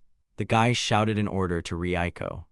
The automaton appeared in front of the count, broke the spear in her hands, and shouted to the count that she would destroy him. Reiko also struck at the soldiers and they fell unconscious to the ground. The count was shocked by what was happening when the machine continued to deal with his soldiers. The girl defeated a detachment of the count's soldiers who were now lying in a clearing. Reiko turned to the count and said that now he was alone. The count shouted what the girl was saying. He called out to the soldiers, shouting if there was anyone who was able to fight. But his soldiers were lying on the ground, not moving. The count shouted to Lithia why she was standing aside, because she was a knight in training and had to perform her duties immediately. Lithia said the count was right about her duties. Even though she was studying, she was still a knight. She was weak, but still a noblewoman. The girl took out her sword and shouted that she refused, because the count was pointing the sword at anyone who would go against his opinion. The count was furious when the girl said that he was not the example of a nobleman that she was going to follow. The count shouted that she dared to go against her lord. Jin looked at the count and said that he should leave because he doesn't like to be treated like a criminal. The count shouted at Jin not to argue with him, and he would not let him just get away with it. Suddenly Jin used the digging technique. The ground under the count's horse began to crumble and turned into a deep pit where the count fell.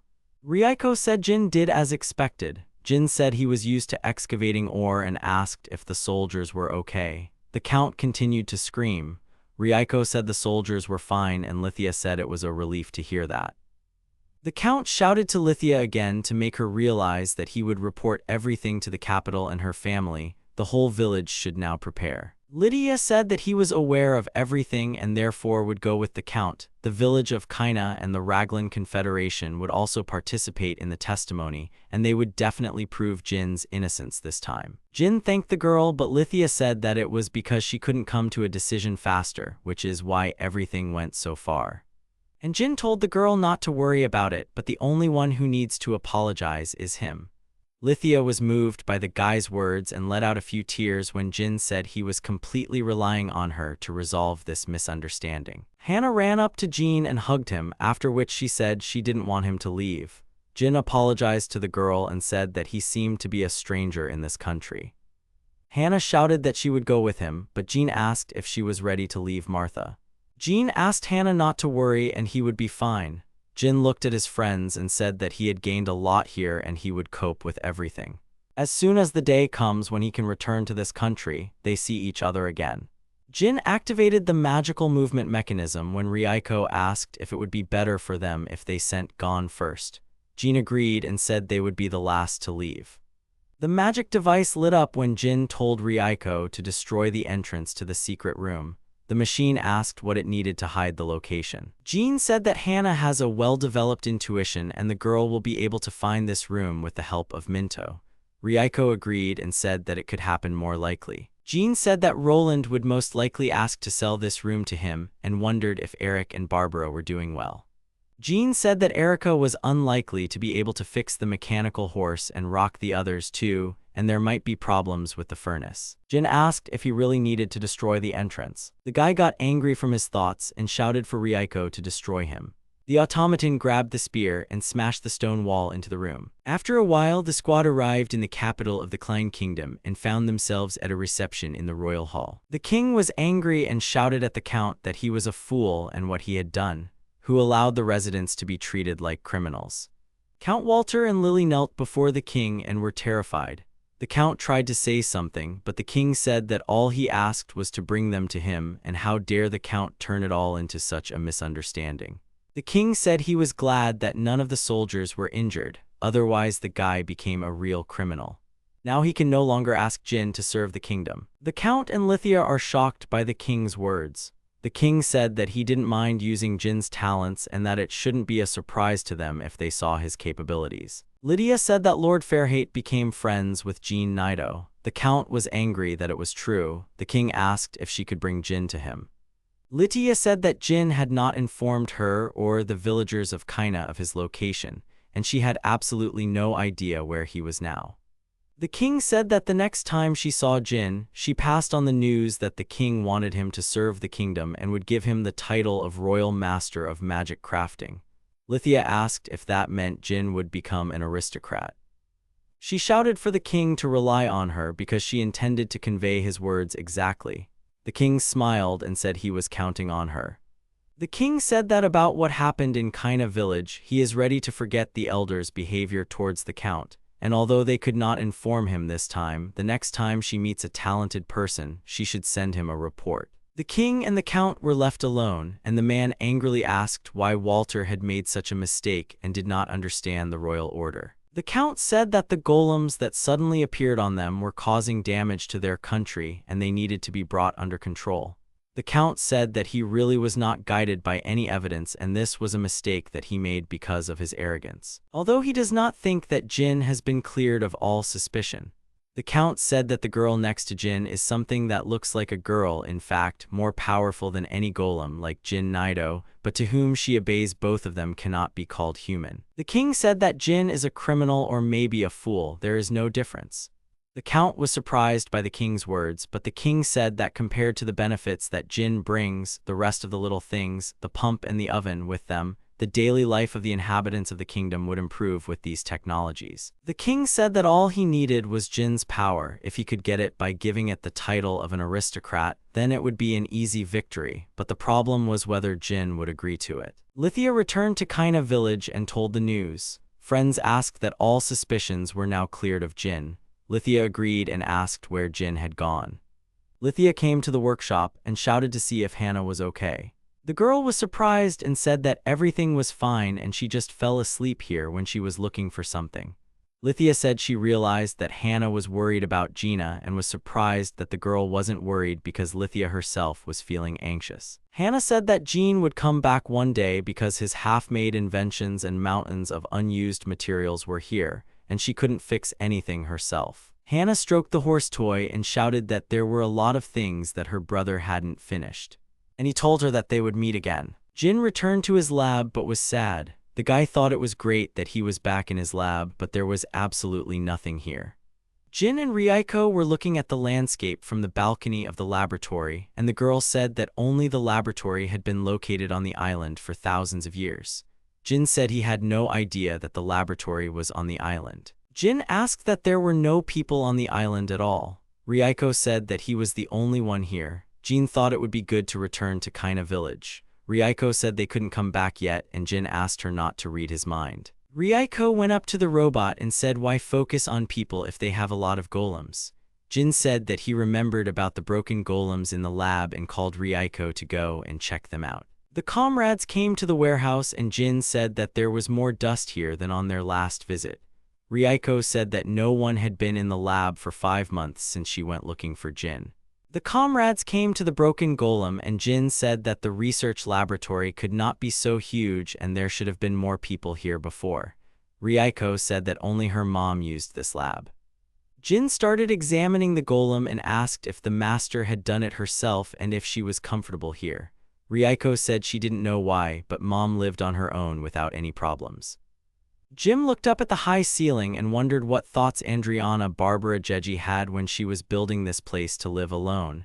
Jin said he had the right to leave this place. Reiko agreed with him. Jin set to work on the plan and thought that a veil of secrecy had been lifted over their plan for the further development of the laboratory. It was decided to improve and put into operation the developments of the former master, which had not been completed. Jin examined the products and thought that their provisions from the village of Kaina were beginning to run out. The plan included the development of nearby territories, and it would be great to become self-sufficient. Jin was examining the golems and thought that in order for his plan to have enough magical powers, he decided to fix the golems first. Jin remembered how Reiko had examined the new golems and started naming them. The guy said they were maids, not idols, but resigned himself and told them to do as they liked. Reiko went to the workbench and asked what it was on it. Jin said that he decided to create a golem that could explore the island from the sky. The girl was surprised and clarified how from the sky. Jin set about creating a golem and said that from a height it was easier to find out all the geographical features, and if they wanted to explore the island, they needed a map. So he used light silver for the external and internal mechanisms. Jin said that he had programmed the autopilot and the ability to insert images into the magic crystal, and later he would be able to extract these images. The comrades came to the hill and Reiko launched the aircraft into the sky. Jin wondered if the machine would be powered by Reiko's power. The device took off over the island and began to plan for Earth. His comrades looked after him and Jin said that he had made airplanes before, but he was glad that it took off. Reiko was delighted that the device was flying. The plane landed and Reiko ran up to him. Jin said that usually a model airplane flies when it is launched into the sky, but he thought it would be good if the plane flew by itself using Reiko's power. Reiko grabbed and lifted the plane when Jin said that now the device can only plan, so he will call it the gliding golem and someday make a propeller for it. Suddenly one of the maids came running. Reiko asked what was the matter, and the golem said that she was here on the issue of food for the master. Golem PR led Jin into the room and the guy asked what they had found and if it was edible. Golem said that they noticed things that looked like fruits and nuts, then showed the guy the harvest and asked if it was edible. Jin took the fruits and said they were oranges, peaches, and apples, which are always safe. Reiko looked at the fruit doubtfully. Jin asked if they were oranges and peaches, but Reiko said she had never seen anything like this before. Jin looked at the fruit with fright and thought that he had almost forgotten that he was in another world, and even if the fruits looked similar, it did not mean that they were the same fruit. The maid said that they were golems and did not need such food. Reiko said that even if they ate it, they wouldn't be able to tell if it was poisonous because the fruit wouldn't have any effect on them.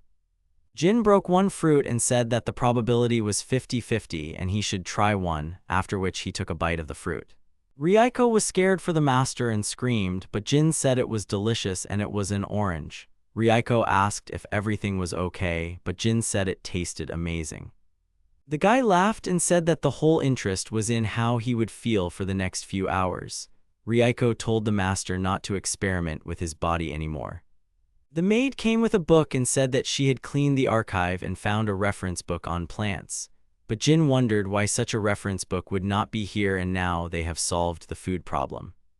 After a while, the plan continued to be implemented, and Jin thought about how they cleared the walls of the laboratory from willow branches, and as a result, the laboratory began to look cleaner. Jin spent time in the workshop and thought that in parallel with his work, he was engaged in mass production of golems, and the laboratory began to take on a characteristic appearance. Jin walked down the corridor and thought that the number of golems was increasing every day, and it was interesting that the last master would think about it, because she lived on this island alone. Jin looked around and thought that this building was strange in layout, with gloomy halls and such confusing rooms that it was impossible to navigate without a map and alone, not to mention that she had research and experiments behind her.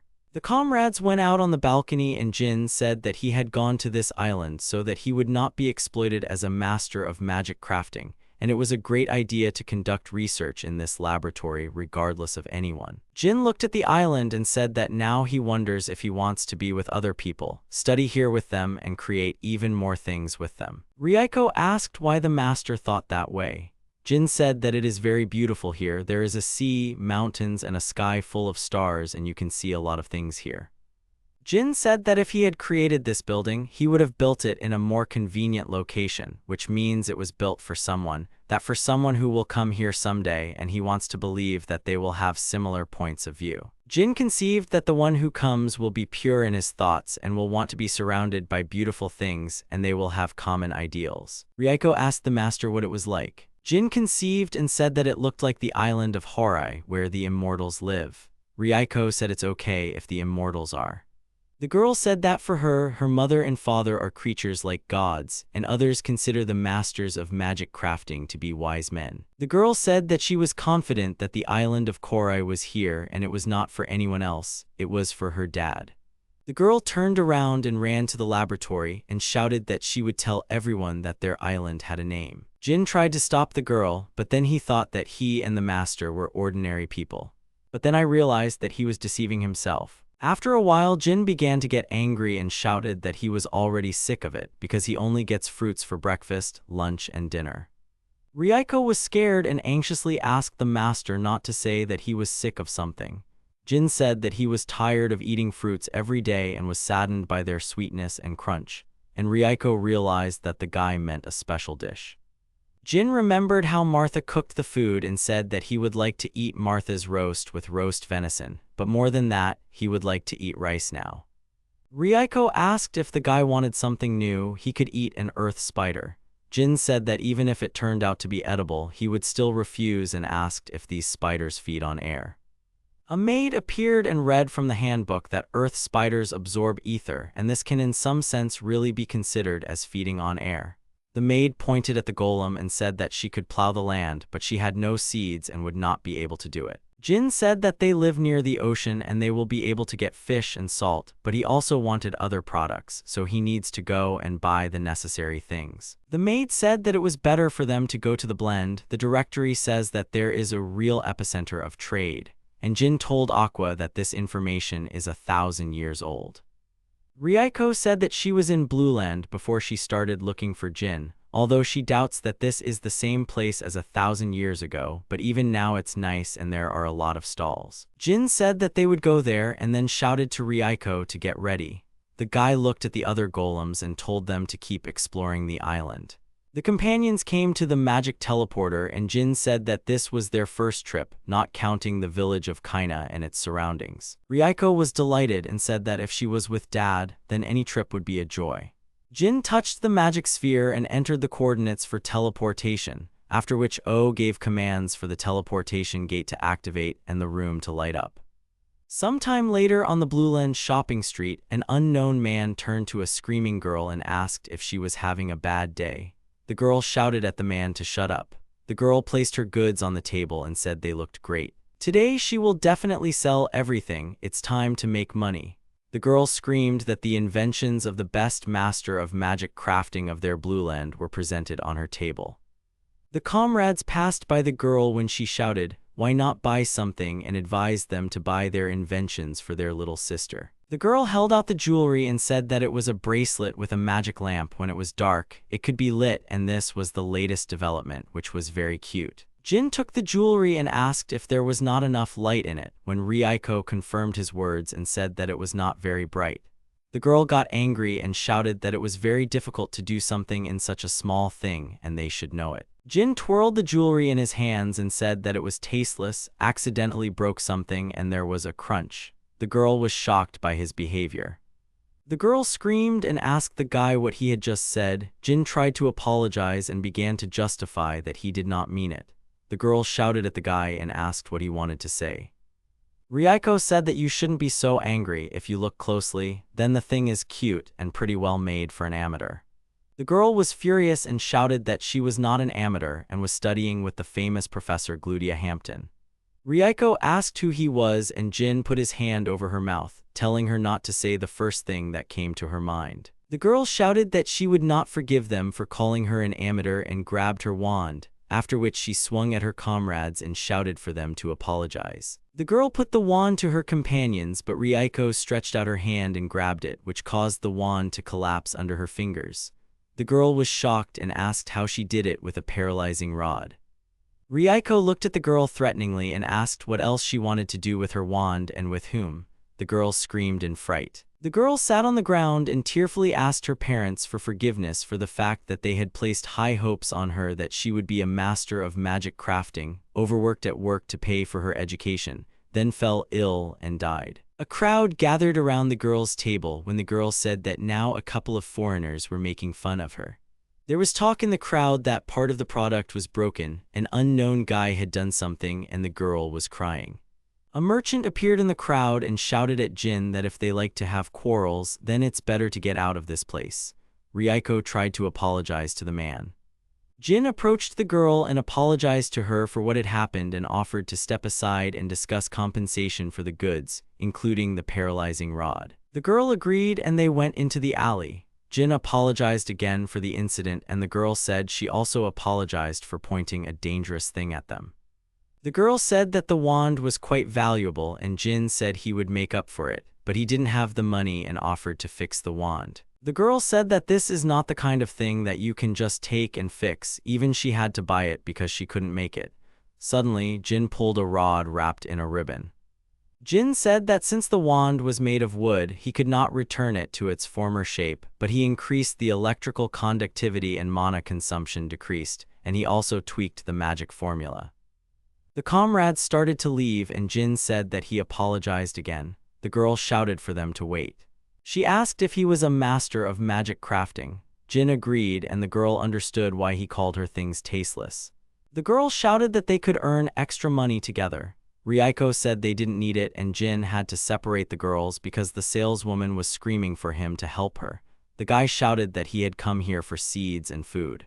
The girl shouted that she would take him to her store and they would split the profits in half, because no matter what, she had to earn money, and as a master of magic crafting, she endured any humiliation. The girl sat down on the ground and said it was for her parents' sake, then screamed that it was for her pride, life, luxury, and fame. Reiko said it was disgusting and she only saw the love of profit.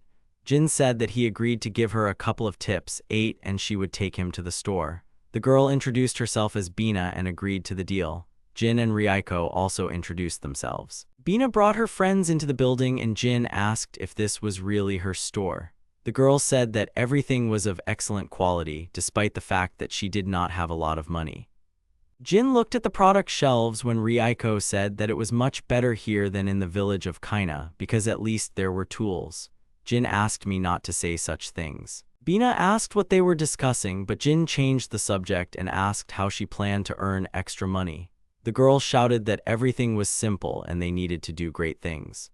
The girl said that if Jin would give her a couple of tips, then couldn't she improve her finished products and get more money. Jin took the product from the table and said that he had already seen her work and they were all unfinished, because the lamps gave little light and she was too fixated on the appearance of the product, but the technical component leaves much to be desired. The guy activated the product and said that she had made a protective barrier against damage, but the power of the magic stone was not enough to fully protect it.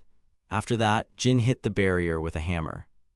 Bina said that she could have used a larger magical stone, but even if she had succeeded, no one would have bought this thing because of the high price. Jin took out a magic tablet and said that this was not the problem, but the important thing was how she wrote the magic formula, and because of it she lost half of her effectiveness. Because of the formula, her products were technically weak. Bina began to write down all the guy's advice when Jin said that there was an even more significant problem, namely the purpose of use and the unique features of the product. Jin said that, for example, a lamp can be used indoors and outdoors, as well as to illuminate what is in front. Depending on this character, the strength of the required light varies and the mana consumption will be different. Bina wrote down the tips and Jin said that you need to know what you are making the product for, who may need it, and what necessary properties you need to put in it. Bina said that she did not understand anything and the comrades were shocked. The girl shouted that Professor Hampton had not taught her all this. Reiko asked who it was again while Jin was telling himself to breathe slowly and calm down. Jin said to explain everything in order about all the characteristics and how to improve the magic formulas. Bina was writing everything down in a notebook when the girl started to get angry that there was too much to remember. Jin said that this is just a small part and Bina should just start applying it and reread the notes more often. The girl asked to stop and said that it was getting late and she needed to leave for a while to feed her brother and sister. Bina asked if Jin would be willing to join their humble meal, but she would not be able to cook something grand. The guy remembered the mountain of fruits and agreed to the invitation. After a while, the comrades came to the house and Bina shouted that she was back. 2 children came up to the girl, Bina, and stroked Rand and Nana's hair. The children asked what kind of people came with her and Bina said that they were Jin and Reiko, friends who would work with her. The children sat down next to the guy on the floor and got to know him. Jin examined the children and noticed that something was wrong with them because there were red spots and bleeding gums. Jin assumed they had scurvy. Bina suddenly shouted that he knew about their illness. The guy said that he was not an expert and could not say, it just looked like the symptoms of a disease that he was familiar with. Bina said it was true and she wanted to take them to a healer, but she didn't have any money. So she decided to feed them something nutritious. But then the girl assured that she would earn money and the healer would cure them, after which she left to cook dinner. Jin told her to bring more and the machine was delighted, saying that after all that had happened, she was glad that Jin liked fruits. Jin looked at the children and said he wasn't the only one who would eat them. Reiko ran out of the room and shouted that she would bring more fruit. Bina asked where Reiko had gone, but Jin asked that dinner would be ready soon. Jin said that he asked her to do something, but Bina got angry and shouted that it was already dark and no matter how strong Reiko was, because it was dangerous for a girl to walk alone. Jin said it was okay because Reiko was a robot. It was time for dinner and Jin was delighted. Bina said he was exaggerating the quality of the vegetable soup, but the guy said he hadn't eaten a hot meal in a very long time. Jin looked at the vegetables and asked what it was that they usually ate vegetables raw. Bina said it was impossible because the vegetables were of terrible quality, so they always boiled them. Jin thought that he understood correctly about scurvy, which is because it is difficult to get enough vitamin C from vegetable soup and eat fruits better. Suddenly Reiko appeared in the doorway. The guy was glad to see her back. She dumped a huge mountain of fruit on the dining table. Reiko said she hadn't brought too much fruit, but Jin thought that they probably wouldn't eat it. Bina and the children were shocked and the girl asked what it was. Jin said it was fruit, but the girl shouted in surprise that it was a peach. The children took the fruit and Bina shouted that if you don't have money, you need to sell peaches, because this is an elite product called royal fruit and even the nobles can't afford to eat it in such quantities. Jin was surprised that this fruit was so valuable and said that then they could just all eat it together, because even if they sold it, there would still not be enough money for a doctor. Reiko cut the fruit into slices and the children began to taste them, saying with delight that it was very tasty and sweet. Bina happily shouted that she saw more apples and oranges and told her comrades to try them too. Jin agreed and took a piece of fruit. The children shouted in delight that it was all delicious, and Bina said she would not let Jin take the fruit. After a while, Bina started training Jin's tips and tried to create a new product using the shaping technique. The material began to take shape under the influence of magic, but eventually collapsed. The girl shouted that it was so tiring, but the guy told her to calm down and focus, otherwise she wouldn't sell anything if she wasn't accurate. Jin asked what she wanted to create. Bina said that she does not yet know what everyone needs and what everyone wants. If you ask what she wants, the answer comes quickly. The guy said it's not a good idea to create what you need. Bina was inspired and said that, for example, a purse that would give her countless amounts of money or a staff that could cure anything. Jin told her to focus on what she could do. Bina said she was just joking. The girl took the apples and said that to begin with, you can come up with a tool that could do something with them. Otherwise, after 3 days they will spoil and become inedible. Jin said that saving food is a good idea. Bina began to reason that the problem was how to do it. The fruits would definitely be preserved if they were dried or salted. Smoking was also a suitable option. But she is not sure about drying peaches. Most likely their taste will change. Jin looked at the girl and said that if it was a snowy country, they could just bury it in the snow. The girl thought about the fact that the guy offered to cool the food. The girl created a piece of ice in her hand and said that if you constantly use ice magic, the consumption will be huge. There is a warm region and the ice will melt, so a small stone will not work. Jin said that they don't have to freeze the food, and if the ice is isolated, it won't melt because the cold air will stay from below and everything should work fine.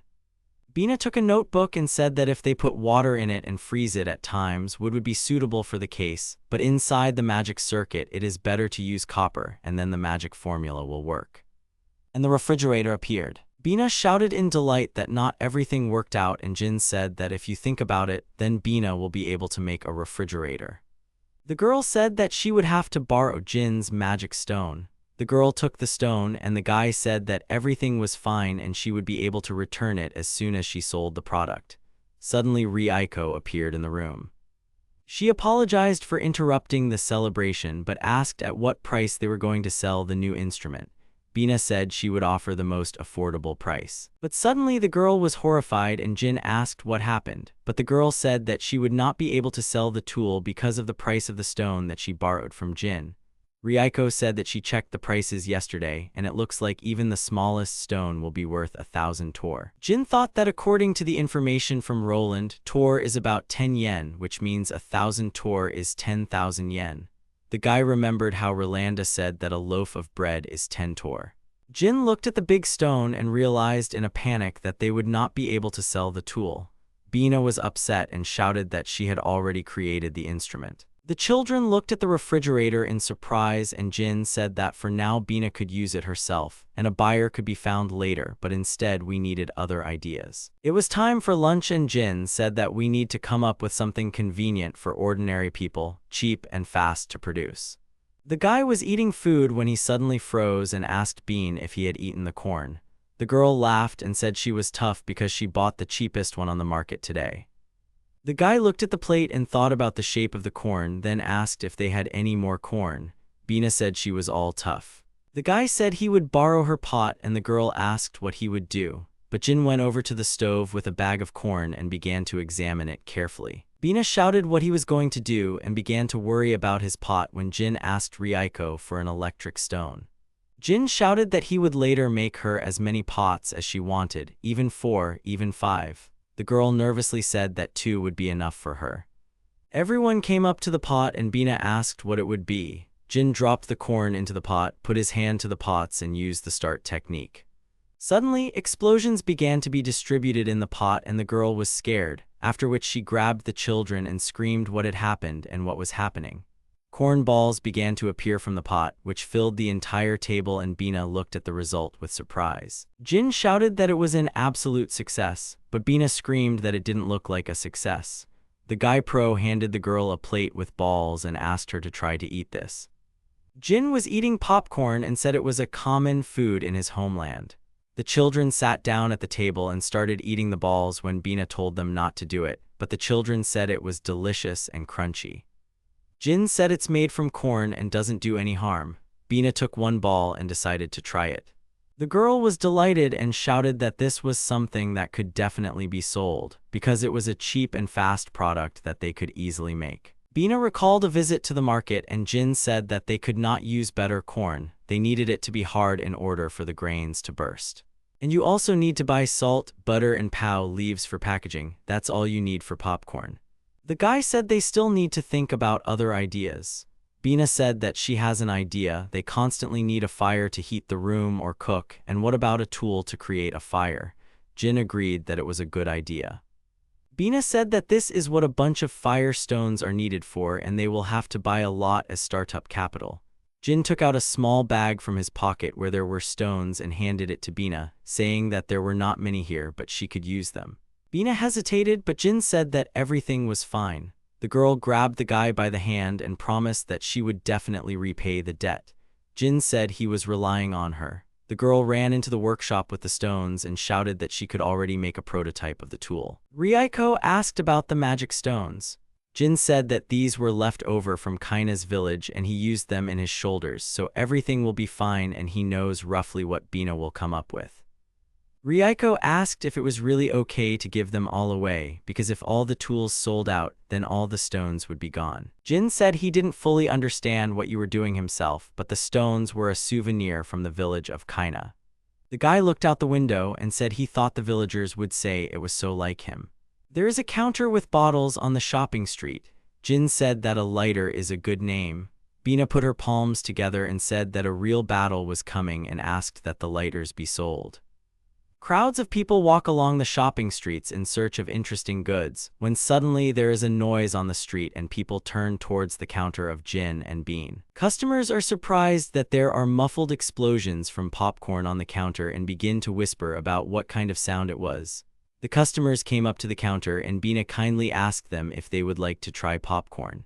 The girl showed a dish of popcorn and said that it was light, crunchy, and still smelled of corn. It was easy to eat and the children would definitely like it.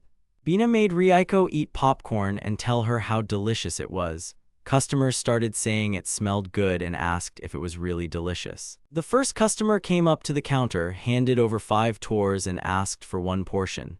Bina handed the treat to the customer and the guy tasted some of their packaging. The rest of the people looked expectantly at the first customer as he tasted, but suddenly he began to eat popcorn with pleasure and shouted for 2 more servings to be sold to him. The other customers had also placed orders, and now a large crowd was trying the new treat and shouting that it was too tasty and crunchy. One of the customers noticed the goods from the counter and asked Jin what this lighter was doing. Jin took a lighter and said that if you press the button, a small fire appears with which you can light a bonfire. The buyer was delighted, said he would take 1 and paid 50 tor, after which the other buyers began asking to sell lighters to them. After a while, Bina sat down on a chair and said that she was tired that the lighters along with the popcorn sold out quickly. It was the first time in her life that she had sold so many. Jin said it would definitely sell. Bina remembered the customers and said that she was glad that the product was sold, but she was also pleased with the faces of the customers. Bina looked at Jin and said that now she understood what Jin was telling her. And so she thanked the guy with a smile. Jin said he was happy for her, but she'd better thank him when she can cure Nana and Rend, which is still a difficult task. Bina was delighted and said that now they can go and buy a lot of delicious food. Reiko said it wasn't wise to spend all the money on time like that, but Jin said he wanted rice. Jin was working in his workshop in the laboratory when Ryoko came and asked why he would make futons. Jin said it was for Nana and Raold. Reiko asked if he had made it from the threads of large caterpillars. JNI said yes, but I had a surplus of big spiders with them and he made another 10 futons.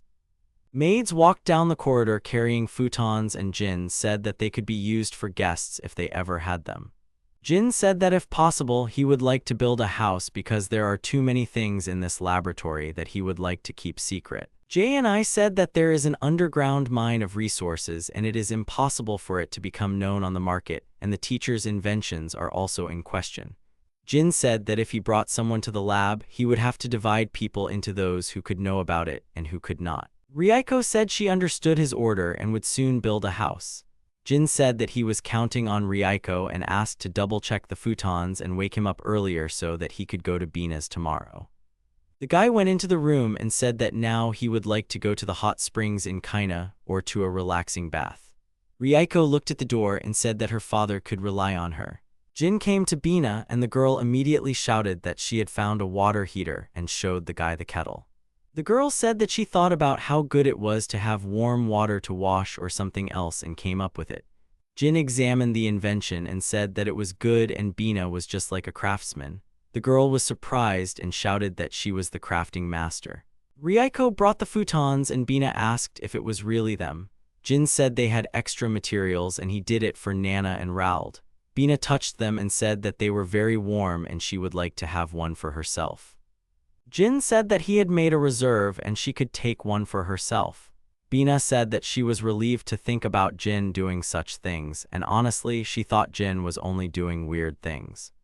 The guy thought about spiders and that the material from which futons are made is most likely not strange, because people in this already eat monsters, and if you count giant caterpillars for silkworms, then everything is fine. Jin said that of course he was a normal, ordinary craftsman named Jin Nidu.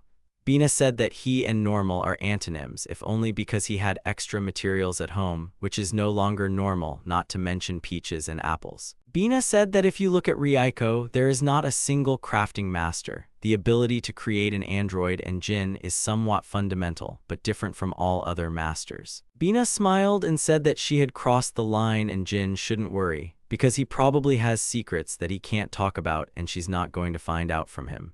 Reiko said that someone like Bean could be tactful and the girl shouted out why she was saying such a thing. Jin thanked the girl and said that she could be told the secret. Bina screamed in shock that the teleportation gate is a legendary artifact and how Jin can be an orphan who lives on a separate island. Bina said that this explains his knowledge of crafting skills. Jin said that these fruits grew on his island. Bina said she understood why Jin was having trouble telling everything. If the teleportation gate fell into the wrong hands, it would be a disaster. Bina said she would keep his secret. She may not look serious, but she won't say a word. Jin said she was quite stubborn and looked like a stubborn person. Bina asked what it all meant, but the guy said it was a compliment. After a while, the goods came to the shopping area and put the goods on the counter. Bina shouted that it was time to trade. The girl began to show the water heater while Reiko was selling popcorn to customers. Jin managed to replenish the goods on the counter while Bina held back the crowd in front of the table. The trading day ended and Bina said that today was crowded, and Jin confirmed that he was glad to hear it. Suddenly, a gang of robbers with daggers appeared in front of the counter, but one bandit asked if they were a glorified merchant shop when another said it was time to give them something. Bina was shocked and scared when she asked what to give, but Jin looked at the bandits and thought about what a cliché it was. Reiko handed the package to the bandit and said it was a food sample. The bandit asked what it was. Reiko said they wanted some so they could help themselves. The bandit got angry and shouted that they were making fun of them because they had come for money and swung his fist at the robot. Bina was afraid for the robot, but Reiko caught the bandit's fist in her palm. And the next moment she threw the giant aside. The rest of the robbers were watching their friend's flight when they suddenly shouted that they would now deal with the little girl and prepared their sword. The bandit raised his sword to strike, but Reiko ran up and said that asking for money in return for a bad action means having bad taste. The robot gripped the blade of the sword and rolled it up, saying that they thought they would at least get some popcorn and magic tools, but instead they preferred a bad deed. The bandit was shocked when his sword was ruined, to which the other bandits rushed to attack, causing the robot to attack them. Reiko delivered several crushing blows to the bandit's jaw, after which she jumped into the air and delivered a powerful kick. The bandits were lying in a pile on the street, and Reiko said that he thanked them for the tasting. Jin called the robot, but Reiko said she didn't kill them. The gang was sitting on the ground tied up with a rope. Jin said that since they had tied them up, what should they do next? Bina said it would be better to hand them over to the guards at the fortress. Suddenly, a man appeared in the crowd and said that he was leading them and they didn't have to do it. Because he witnessed a beautiful scene, Bina said they didn't have a farce here.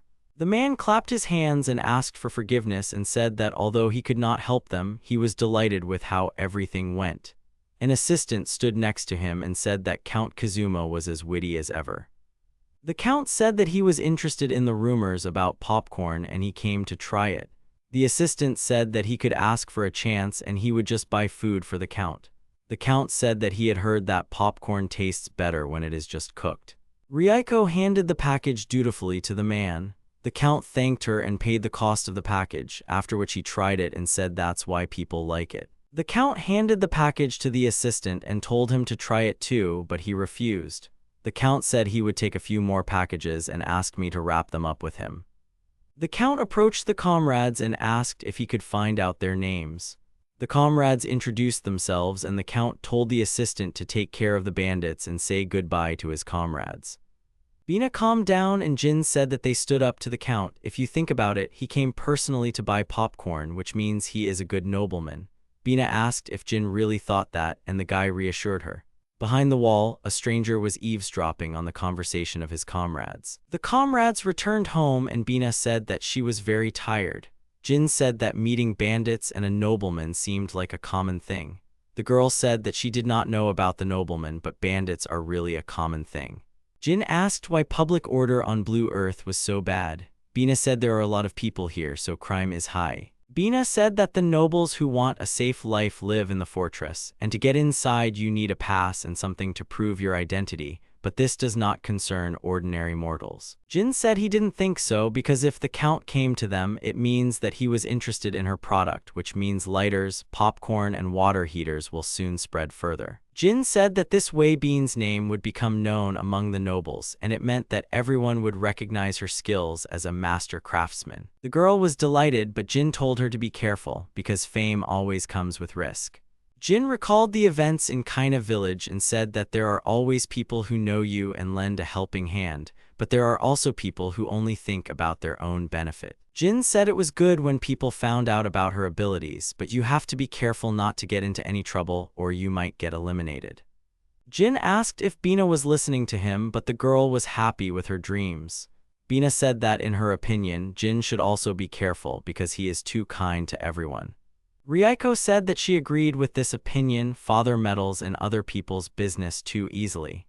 Bina said it was very noticeable and the guy was embarrassed. There were children sleeping on futons in the room. When Jin said that then he should stop teaching Bean, the girl shouted at him to continue doing it.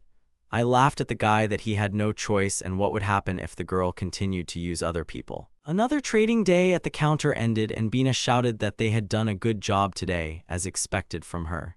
Jin whispered to Reiko that he had probably overpraised her. The robot said that the girl was too self-confident. Suddenly, a guy in a suit came up to the counter and Bina was worried about his presence. The guy asked the girl if she was a bean crafting master. Bina confusedly introduced herself. The guy bowed and said that he was the butler of Mr. Count Garen, and his name was Cloud. One of the servants was buying popcorn for the young master and now the Count wants more. Cloud asked if it wasn't difficult for them if they could teach them how to cook it. Bina got angry and started shouting that how to cook it and they wanted too much. The butler bowed and said they would pay and asked the girl again. Bina looked at Jin with concern. The guy nodded to her and she told the butler that they could teach them. Cloud was delighted and said he would take her to their castle right now. Bina asked Jin if it was really worth selling a recipe for making popcorn. The guy said that sooner or later they would open it anyway, and it was better to sell it now than when they figured it out themselves. The girl agreed and said that the nobles said they had prepared a decent payment, and maybe this was a chance to ask for something more. Jin said that the girl's face was creepy when she was overcome by greed. Bina said she was joking and her motto was everything for people, after she asked the guy to look after Nana and Raoul while she was gone. Jin said she could rely on him and the girl left. Bina got into a noble carriage and the driver went from the girl's house to the Count's palace. The comrades said goodbye to the girl and Jin said that he hoped that she would not spoil anything and needed to take care of the younger ones while they were trading. Reiko and Jin brought the children to the store to collect new inventions for the counter and shelves. So far, Reiko has prepared dinner for everyone. Reiko and Jin were standing at the counter in the store when the guy said that Bina was already late. He was a little worried and hoped that nothing terrible had happened. Reiko asked him why he thought that. Jin looked at the counter and said that lighters and popcorn were unusual, but he did not think that the nobles were interested in it. It was just more logical for ordinary people who had little food and money. The guy said that maybe their goal is to evaluate her skills and technology. Reiko said that was a good explanation. Count Kuzuma appeared at the counter and said that if he were in his place, he would decide to find out the character of the girl. The man said they weren't in their usual place, so he came here, but it looks like Lady Bina isn't here. Jin said she went to Count Garen's estate. The count thought about it and said that he was probably too late. He asked Jin if he could approach them with a business proposal. Jin was surprised that they were having a business conversation. The comrades went into another room and the assistant said that it was awkward and the count laughed that it was really very awkward. Jin told them not to talk like that in front of Bina. Reiko brought pieces of fruit and the assistant was surprised by the apple, after which he said that he needed to check for poison and took a piece of fruit. The assistant was trying the fruit when the count said he was sorry that his man was a little paranoid.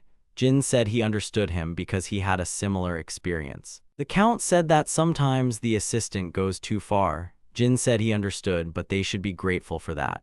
The comrades looked at the assistant, who had eaten all the apples, and the count asked if he had overdo it with the check.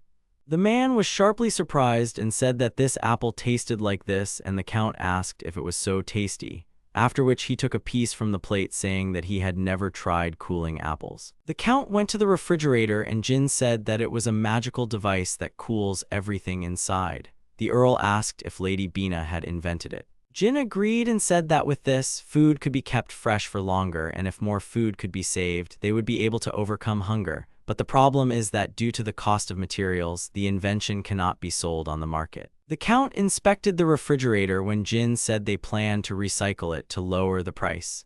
Ask the count if this means that it will become publicly available. Jin said that there are many ways to happiness, so there must be a way that made everyone happy, and instead of sitting on your happiness, it's better to spread it everywhere. That's about our credo. The count thought about it, then said that this type of thinking was simply amazing and said whether they would allow him to buy goods. The assistant approached the count and asked what about the water heater. The count said they would buy him too.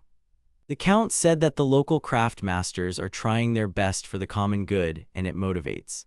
The count said that the phrase to sit over his happiness indirectly, but also concerns himself. The count looked at his comrades and said that he had come here to offer them to become his personal craftsmen and crafters, but said that he had changed his mind, because he can't involve them in something as dirty as creating tools for conflict.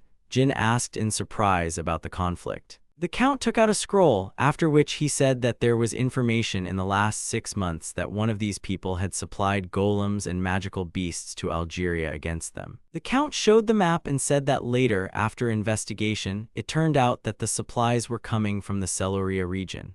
It's impossible to say for sure yet, but an invasion is probably being prepared, so all the nobles are gathering the best craft masters. Jin was horrified when the count said that all this was to increase his personal strength against beasts and golems, as well as against the army of Celoria. But if only this force had been used only for invasion, everything would have been fine. The count said that some of the masters are used for internal struggle.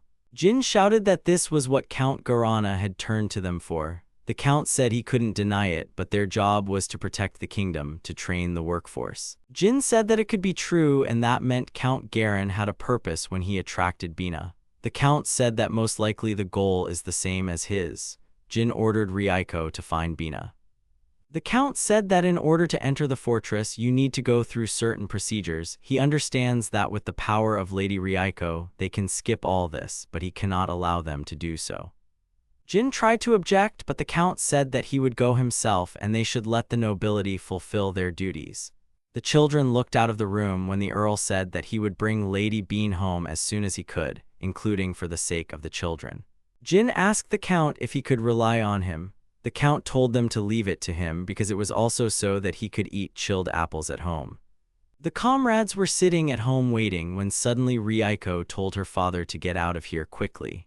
The guy was surprised, but the robot said that several people were heading here. Several people in black hoods had joined the squad and were heading towards Bean's house. In the center of the squad was a huge knight with a heavy sword. Jin shouted that golems were really coming to them and they were up to it too and what was going on. Reiko took up a fighting stance in front of Jin. At Count Garen's estate, Bina was taking a hot bath. The girl was delighted and said that to take a bath from them, as expected from the nobles, they clearly live well. The girl decided that she needed to try harder and got out of the water. Bina went out into the hallway, where she met Cloud. The guy asked if she had a good time. Bina said that the temperature was just perfect. Claude said he was glad to hear that and thanked him for his help with the popcorn. Claude said that the Count's children liked it very much and Bina was delighted. The guy said he would like to talk about a popcorn machine and if she didn't mind, they would like to buy it for 10,000 tor. Bina was shocked and asked again that it was 10,000 tor. The girl thought it was their monthly earnings, but the car was created by Jin. Count Garana appeared in the corridor and asked why Kaluta was spending so much time buying one magic tool. Claude apologized to the Count, but the man said that he only needed to talk to one craftsman. Suddenly, the Count said that Bina looked good, grabbed the girl by the hand and led her down the corridor. Bina was shocked and screamed what he was doing and she needed to get back already. Bina called the butler, but Claude turned his back on her and said that since this was the case, the Count could have fun. Bina screamed what they were doing. They were waiting for her at home. The Count grabbed the girl by the face and asked if she wanted any trouble to happen to them. The Count grabbed the girl by the robe and shouted that he did not need noisy women, after which he pushed the girl. Bina fell on the bed. The Count came closer and told her not to scare and he would be gentle because the night had just begun and they would have a lot of fun. Bina screamed for the Count to move away from her, but the man laughed insistently and said that if she were his, she would get a wonderful life. Bina screamed when suddenly the door of the room opened and the butler Cloud ran out, who called the Count, but the man shouted for him to knock. The Count asked what had happened. The butler apologized and said that Count Kuzuma had arrived and told him to bring Bean back home. The Count met Kuzum and the guest said that he had disturbed them so late at night, but he had heard that Lady Bean was here. Kuzuma said that he went to the stable but there was no one there and since he had an urgent matter, he decided to come here. The Count began to shirk and pretended to be thinking about Bean. But Kuzuma said that he had heard from the guards that the girl had not left the citadel and asked if the Count wanted to say that he had left the commoner alone in the citadel. The Count said that the girl was enjoying their great bathroom and he forgot that he would be coming out soon. Kuzuma asked if this was the case and said that he would call her right now. Bina went out into the corridor of the citadel as Count Kuzuma immediately saw her and turned to the girl, telling her to go with him because her relatives were waiting. The girl burst into tears and took Count Kuzum's hand. The Count was furious and shouted that this son of an old, noble family had just entered politics and how dare he behave so insolently with them. The Count said that Bina would become his very soon as long as her relatives were in his hands. It would not be a problem, she was his. The Count asked Cloud if everything was going according to plan. The butler said that everything was according to plan and it was too late for them. Everything would be ready by the time they arrived. Bina and Kuzuma were riding in a carriage and the man said that she had been through a lot and he wanted to find her today. The girl was surprised by his words and the Count said that he wanted her to become his personal craftsman, but he changed his mind after talking with Jin Nidu. Bina asked what Jin had said. Kuzuma said that she makes tools for commoners and instead of making someone happy, she wants to make everyone happy. The Count said he would like to buy her refrigerator because it is a wonderful invention, but he does not think it would be good if he monopolized a wonderful talent. The Count admitted that he panicked that she had gone to Count Garano's estate. The Count said that he would like her to stay on her way to do something for everyone. Bina said that even with her strength, she couldn't sell Jin's goods. The Count said that Jin would understand if he was told about it correctly. Kuzuma asked if they were good friends. Bina smiled and said that he was part of her family, so they needed to get back faster. Reiko and Jin were in the house. The robot asked if they were going to get magic tools. Jin said that it was most likely so and they still did not know for sure if they were enemies, and if it was possible, then he would like to avoid a conflict, but thinks that it is impossible. Reiko told him to run away on his own in a bad situation. Jin said that if it's an enemy that you can't defeat, then running will be useless. Jin said if they were forced to fight, then he would just believe in Reiko. A group of strangers in dark raincoats surrounded the building of the house and took up positions on the roofs of neighboring streets. One of the enemies got into the house and saw the children in the room. The stranger said that he had found them and they needed to approach him.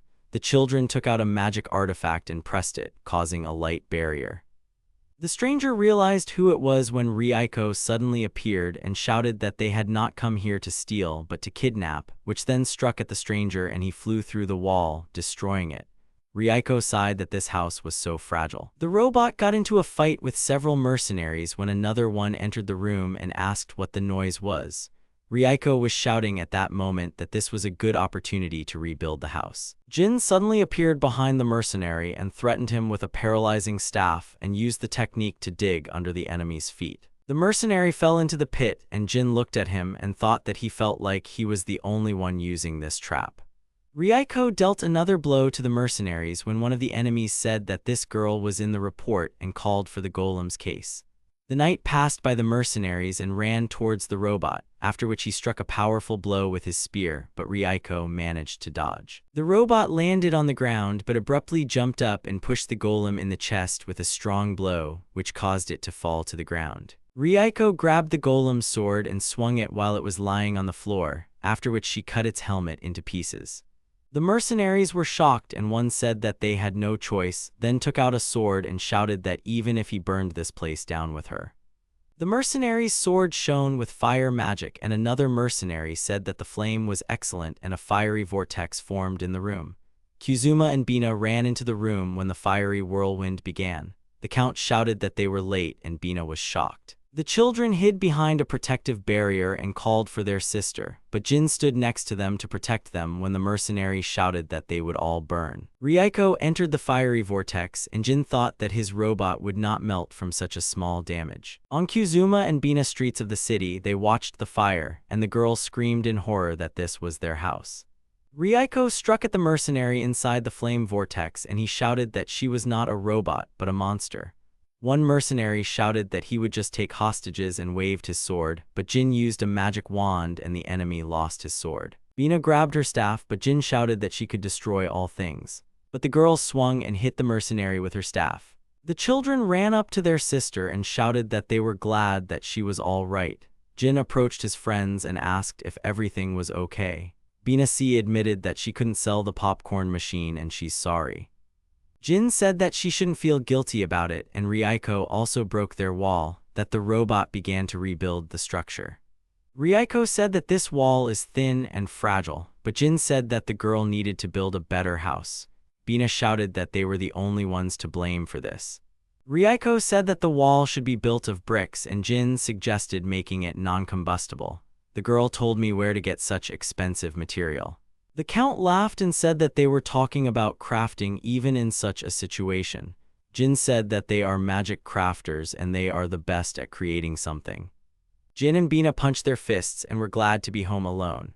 The comrades examined the hole in the wall. Bina said it was a miracle that the workshop had survived. Jin said they could rebuild the house, but they had to start somewhere. Kuzuma suggested that they could move to his estate. There is a possibility that the enemies did not surrender after the battle. Build a workshop on his territory. He has a guard. It is safe there and they can stay under his protection until the situation calms down. Kuzuma said that it was amazing how long Count Garano had been pretending to be stupid, and he believed that the Count would say that it was caused by an attack by a golem and magical beasts. He did not think that kidnapping the nobles of his citizens would be so easy. Kuzuma said that the Count went too far and sent the golem. If the kidnapping was successful, then he would use the children to ensure that Lady Bina obeyed his orders. Bina was outraged, but Kuzuma said that the act was terrible, especially from a nobleman. But even such people are needed by the country, and this shows how terrible the current situation is. Kuzuma said they still have no evidence of a crime. Jin asked about the interrogation of the mercenaries, but Kuzuma said that his assistant was already doing it because they had a reason to keep quiet, and some had already tried to end their lives. Jin shouted why Kuzuna was telling Bina to just wait. Kuzuna said that this was the best option, but Jin got angry and shouted how they could just wait and he would go to the Count's castle right now. Kuzuma said that the Count was behaving unbecomingly for a noble, and he believed that Lady Reiko would easily destroy both the Count and his subordinates, but if the truth about the nobles came out, then the kingdom would be destroyed. Jin needs to think about the influence we have in the kingdom of Agralaya and Blueland. Kuzuma said Jin should think about how it would affect the citizens or Lady Bina. That's the reason he can't let him in. Jin said that it is easy to return hatred and use it as energy, but asked for time. He believes that the Count will test the medicine of the future. Bina hit Jin with a baton and the guy asked her not to make a scary face. Bina said that if it was because of her, then she was fine and received the necessary support. Bina said that she loves this city and the kingdom, and Jin himself said that they should think about what they want to create for everyone. To begin with, she decided to create something for the people in the city. The girl said that after all she needed money and she was ready to create a washing machine and a water purifier. Jin said it was amazing, and the girl replied that Blueland's best magic crater. Jin apologized to Kuzuma for his behavior and asked him to take care of Bina. Kuzuma made a promise and asked what about Jin Doono. Kuzuma said that they could make a workshop in the form of an extension since he is Bina's assistant, then moving would be a good idea. Reiko looked at Jin seriously and said that he called his father Bina's assistant. But the robot came up to the guy and grabbed him. The friends tried to calm the robot down, but Reiko put the guy on her shoulders and said they were coming back. The friends were looking after Reiko and Jin when the guy shouted that it was embarrassing for him, but they would get home faster this way. Jin asked Reiko to slow down and said goodbye to Bina. Bina asked what they were going to do, but then he thought that this was the last time they would see each other, and in any case she had nothing to pay him with. After a while, Kuzuma came into the office and asked Bean how her new workshop was and if she needed something, he would get it. The girl said she needed a golden hammer, a chain of magic crystals and jewelry, but Bina said she was just joking. Kuzuma and Bita walked through the courtyard and the girl said that the Count was kind and treated magic crafters well. Before that she had seen only 2 such people and the Count knew them. Kuzuma said he recognized her when she became popular and he was different from her friends. After all, when he was little, his father told him to be strong and his mother to be kind, and because of this, he wants to be strong and kind. Kuzuma said that his mother died and his father died in the war with Celoria, but the guy looked at the children and said that right now they are his family and he is not alone. Bina shouted that she would cook lunch today because Kuzuma called them family and she wants to make a special soup from leaves. It has little nutrition, but it is delicious. If the Count wants to be a good nobleman, then he must eat the peasants' food. Count Garano shouted in anger that he had lost elite soldiers and a golem because of the girl and Kuzuma. The man conceived, since they know the truth, why they are silent, but everything may turn out to be wrong. Cloud said Kuzum had no proof and couldn't contain their weakness. The Count shouted that the soldiers were alive and it was only a matter of time before they started talking. Claudu said that the case of the golem's attack on Celoria is closed. The Count believes that some of the nobles understand that something is wrong, especially those in the blues, and know that Celoria has spies in the area. The Count said that it would be a great failure if he was left alone. The nobles attack the inhabitants and another country attacks the inhabitants. The nobles understand this better than the citizens. But false information doesn't work forever and it's only a matter of time before the others find out about it. Before it happens, he needs to finish his business, and if he doesn't have time, he'll be hanged. The Count sat down on the sofa and said that now he was a puppet in the hands of other nobles. Why should he put up with all this because of one magic crafter? And Cloud said that he had heard about the opening of Bina's store. Bina shouted at the whole store for people to come and see that the magic craft shop was open again. The man asked the girl about her business and why there were no 2 of them, a boy and a girl with rabbit ears. Bina said that everything was correct and the man asked if she really did not know what they were doing now. Bina said she doesn't worry about people taking vacations, but she knows they can do one thing right now. Jin is just doing something somewhere. Jin finished the new invention and said that he wanted to create personal golems for Reiko to connect them before activation. Reiko took the hands of the new golems and activated the start connection technique. The golems shone with a radiance of energy and Reiko shouted that they had the same height. Jin said it would be easier and more convenient when you need to pick something up and asked if Reiko would give them names so that they would be her personal golems. Reiko tried to come up with names, but it didn't work out, and Jin said she could think about it later. The comrades came outside and the guy said that they had planted seeds from Blueland and the land was fertile. the rest were cultivating land fields and they had an orchard. Jin showed the map that they had marked all the minerals and resources and could combine things more efficiently, do things on a limited resource base, and have the opportunity to go back. Jin said he wanted to learn from Bina, decide in the future who he was doing things for, but for now he was doing it for himself. Reiko said if he looked good, he would understand that they were doing everything for their father. Reiko pointed in the direction of the giant house. Jin was shocked and delighted that the house was Japanese style and shouted that the house was the best. Jin was looking around the house and was happy. The guy said that it was unexpected that they had made a tatami themselves. Reiko said she doesn't have her father's memories, but she didn't do the tatami completely. The robot recreated the object using photographs. It's not the same thing, but it looks like the original. Jin said it was convenient, but she also had magical powers, qualities, and knowledge. Jin said after watching Bina, he realized that he had missed the knowledge about magic, and they are important for becoming a magic craftsman, but he got his knowledge from the master. Reiko realized that Jin was not happy, and the guy said that he did not like it, that the difference in knowledge between him and the era master was too big. Jin said he may have realized this after the incident in Kaina and tried to be quiet in Blue Land. Jin said that he must have withdrawn into himself again and did it again. Reiko shouted that he was a good man. She thinks he's doing it out of common sense. Jin said that he needed to look for another way out. Now he was trying to create an engine and everything was not going very well. Jin said it would be better if they had another way of transportation, such as cars, ships, and airplanes. Reiko said they had a coma, but Jin said he wanted to make long trips comfortable. There is no gasoline or battery in this world, so the fuel will act as magic, and this is the main problem. Jin took out a stack of papers and said that he needed to check something and asked Reiko to call the wind. The sheets formed into a whirlwind, and Jin understood everything. The guy thought he was applying creation and digging, but they would also take effects to undo the recoil.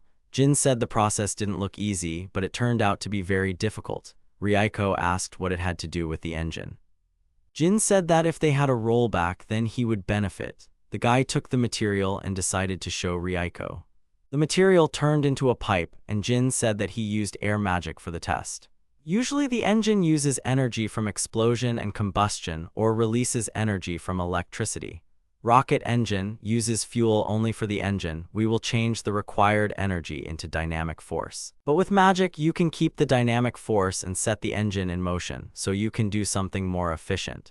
Jin finished the invention. Reiko called it a pipe, but Jin said it was a rocket magic engine and they were going to do a test now, so he asked Reiko to take it outside. Reiko's personal golems appeared and said that they would do it themselves and took the engine together and carried it outside. The comrades came to the clearing and Jin asked to install the engine and said that there would be a strong wind and you need to be careful.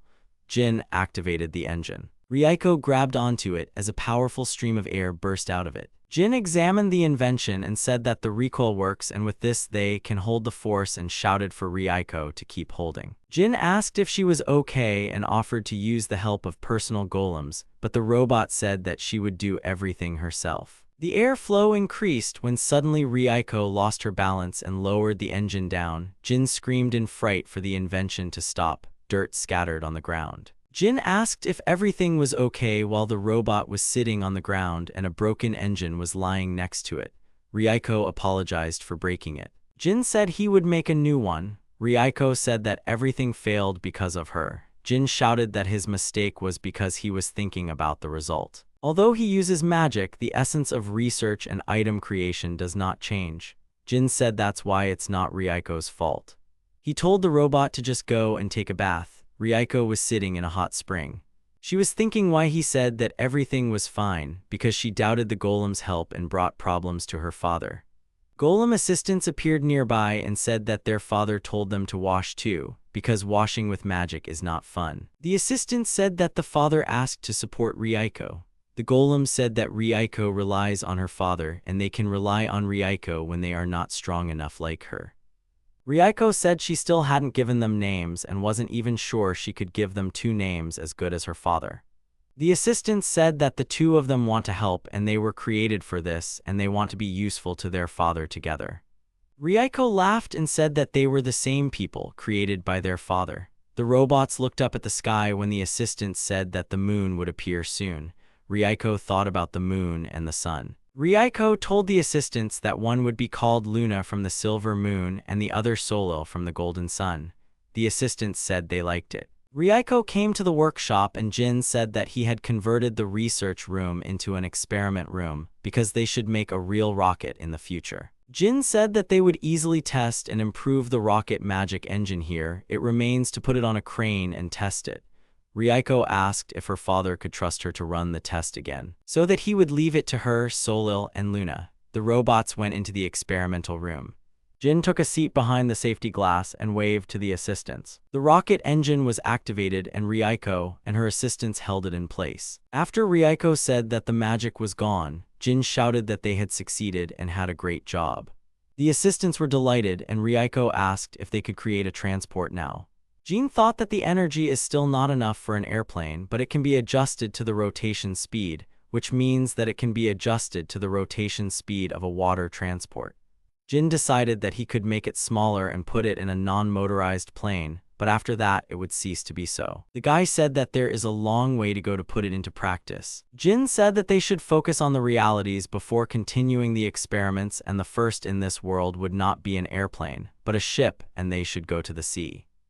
The guy and the girl were on the beach. The place where they were was different from the island of Awarai they were familiar with. If they follow the coastline, they will quickly reach the city of Patrak. The couple also wanted to find a small hotel along the way. The guy warned the girl to call him brother in public. Soon, during their walk, they found a hotel with a kind owner. A guy and a girl stayed in it. They went into their room. The guy, seeing her appearance, thought that the price of 300 tor per night for two was normal. He imagined a hotel on a tropical island just like this, although the guy had never been in them, so he couldn't know. In this place, the buildings were more open than in Blue Land. This island was located in the kingdom of Elias to the south of the kingdom of Agulria. That's why it was hot outside.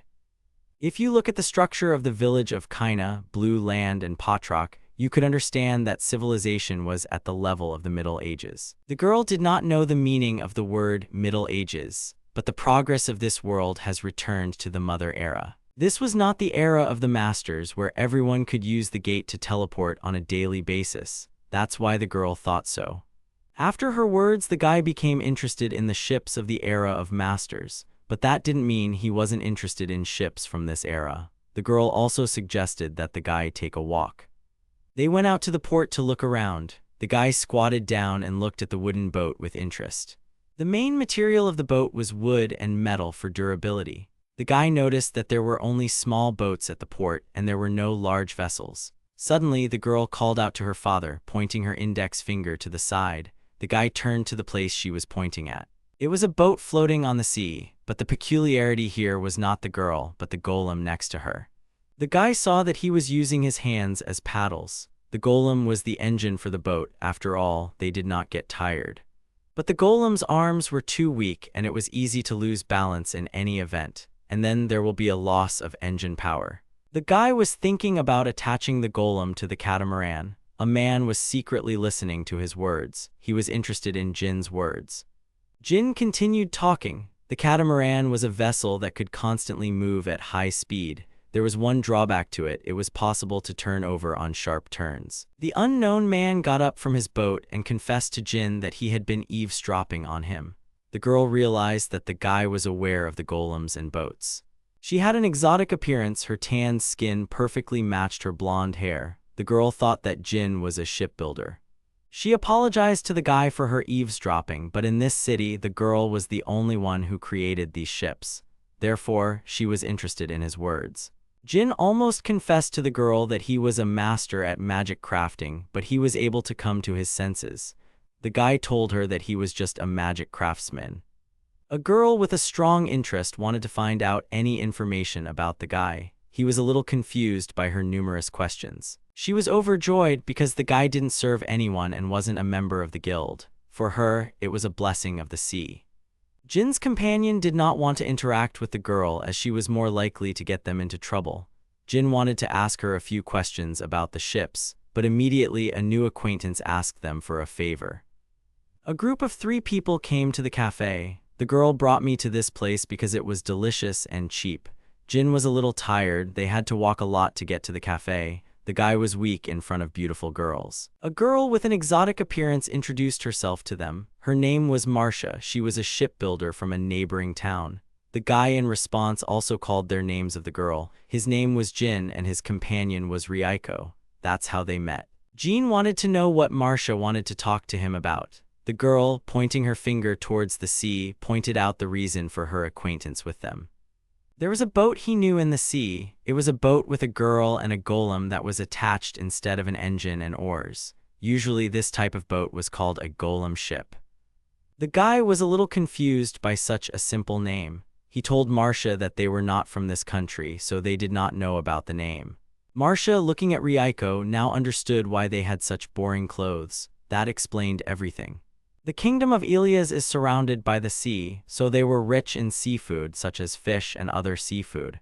Their marine technology was the best among the countries. They also participated in many competitions on ships. The guy, while enjoying the meal, it was interesting to listen to the story of the kingdom of Ilias. Therefore, Marcia immediately invited Jin to participate in this competition together. The guy was taken aback by her quick actions. The girl apologized she was used to rushing because of her work. She informed him that the race would start in 5 days. Jin was stunned by the news. But that's exactly why Marcia was in such a hurry. The rules of the race stated that you need a golem as an engine and a person who will control it. Marcia said she would do everything and be in control. She offered him half of the winnings to make her a golem for the ship. She had already realized that it was pointless to look for something nearby, but she didn't have time to search for the golem anymore. Jin told her that if she tried to do something in a hurry, she might be able to find the golem maker. Although, if she uses such a golem in competitions, she probably won't be able to win. The gloomy girl knew about it. That was her problem, but she has something she wants back. Her store was taken away because Marcia's father lost all the property. Therefore, this competition was the perfect chance to regain his honor and the lost store. No matter how small the chance, the girl was resolutely ready to go for it. The guy wanted to know what she would do if she lost. Marcia has already given up the store to pay off her debts. She doesn't know what will happen to her if she loses. Jin also wanted to ask the girl why she turned to him. Marcia chose him because of his knowledge of golems and ships. And also her intuition told her that she would be able to trust Jin. Although the girl could be wrong, she chose him anyway. After all, if the worst happens, Marcia will lose her bet on the guy. Having said that, the girl smiled broadly. The guy, drinking coffee, told her that she had made a mistake. His companion agreed with his words, and Marcia sighed in confusion. Reiko thought that this competition was very suitable for her father's ability. They will benefit if they create a golem that can control the ship. Marcia looked at them in disbelief at her words. Jin wasn't sure about that, but if he had lost, it would have been awkward. Therefore, he agreed to make another bet, namely, a bet on their skills. If they do this, the chance of winning will increase. They bet on their skills and they had to register as soon as possible. Marcia was happy. A company of 3 people were on their way to register. The reception desk was quite close to them. If they don't register today, they won't be able to participate in the competition. Along the way, Marcia wanted to know the guy's next plan. Suddenly, someone called out to her. The girl reluctantly responded with confusion. Her friends saw that she had found a magic craftsman. The girl agreed to his words. She really found him. Valentine was glad to hear that she now had a magic crafter. He thought about it and realized that he couldn't compete against her ship. Therefore, he wanted to offer her to become his shipbuilder and also his wife. The girl is tired of him asking her to become his wife again. Valentine already had 2 wives, but he wanted more. That's how the world worked for him. That's why the guy asked Marcia to go with him again, but the girl was distracted by Jin. He hurried her to hurry up with the registration of the team. After apologizing to Valentine, she went to the reception desk. The man noticed that she was not lying, so he said goodbye to her and let her go. Then when the girl left, Valentine immediately frowned and frowned. He was annoyed that Jin had interrupted him. Moving away from Valentine, Marcia thanked the guy for his help. The guy asked if he was a nobleman or a lord's confidant. The girl was surprised that the guy guessed about Valentine's situation. He was an earl and a lord's assistant. Valentine looked like a bossy guy. He was clearly not a good person. Jin and Reiko had a negative attitude towards the man. Soon they came to the check-in desk. Marcia went to register her team for the race. She needed to name her participants. She assumed the role of shipbuilder and controller, and Jin was a magic crafter who would create a golem. The employee asked the guy for a magic crafter's license or proof of membership in the guild. However, Jin had nothing. Then the employee asked him for examples of the guy's work. Reiko came forward as an example of Jin's work, but he stopped her. The employee looked at the guy uncomprehendingly. Jin also told Tom that he had left his examples of work at the hotel. Therefore, the employee had to conduct a small test for the guy. Jin was stunned by the sudden test. The employee took out 2 small pieces and put them on the counter. He asked him to form and modify something from these materials. The guy looked at it with relief. He thought that the man would give him a written test about the flair of a magic craftsman. The employee took the guy out and asked him to go into the room. Reiko was worried that the guy had left. Out of anxiety, she called out to the guy. But he reassured her and promised to finish the test quickly. The employee, seeing the sign from Valentine, nodded, thereby showing that he has fulfilled everything. In the room, the man gave the guy a piece of some kind of material. Jin, taking it in his hands, realized that it was blue copper. The guy didn't know what to make of this stuff. He had several options for things he could turn blue copper into. But then his attention was attracted by the things on the hanger. These were the swimsuits that were used in the last competition. They organized a competition for their design. Jin, seeing this, was able to make his choice. He had to realize his idea on a certain table. The guy put the blue copper on the table and began the magic of shaping the material. Copper was slowly changing under its influence. The magic circle drawn under the table lit up. The guy noticed the light emission that appeared and looked at it in disbelief. After a while, Jin left the room. The girls looked at him expectantly. They wanted to know how the test went. Jin answered ambiguously, thinking that he had passed. The employee looked at the figure with displeasure. Marcia was outraged by the ambiguous response, but she saw the figurine. The girl was looking at something with embarrassment. Jin was smiling confidently and calmly, and Valentin noticed that something was wrong.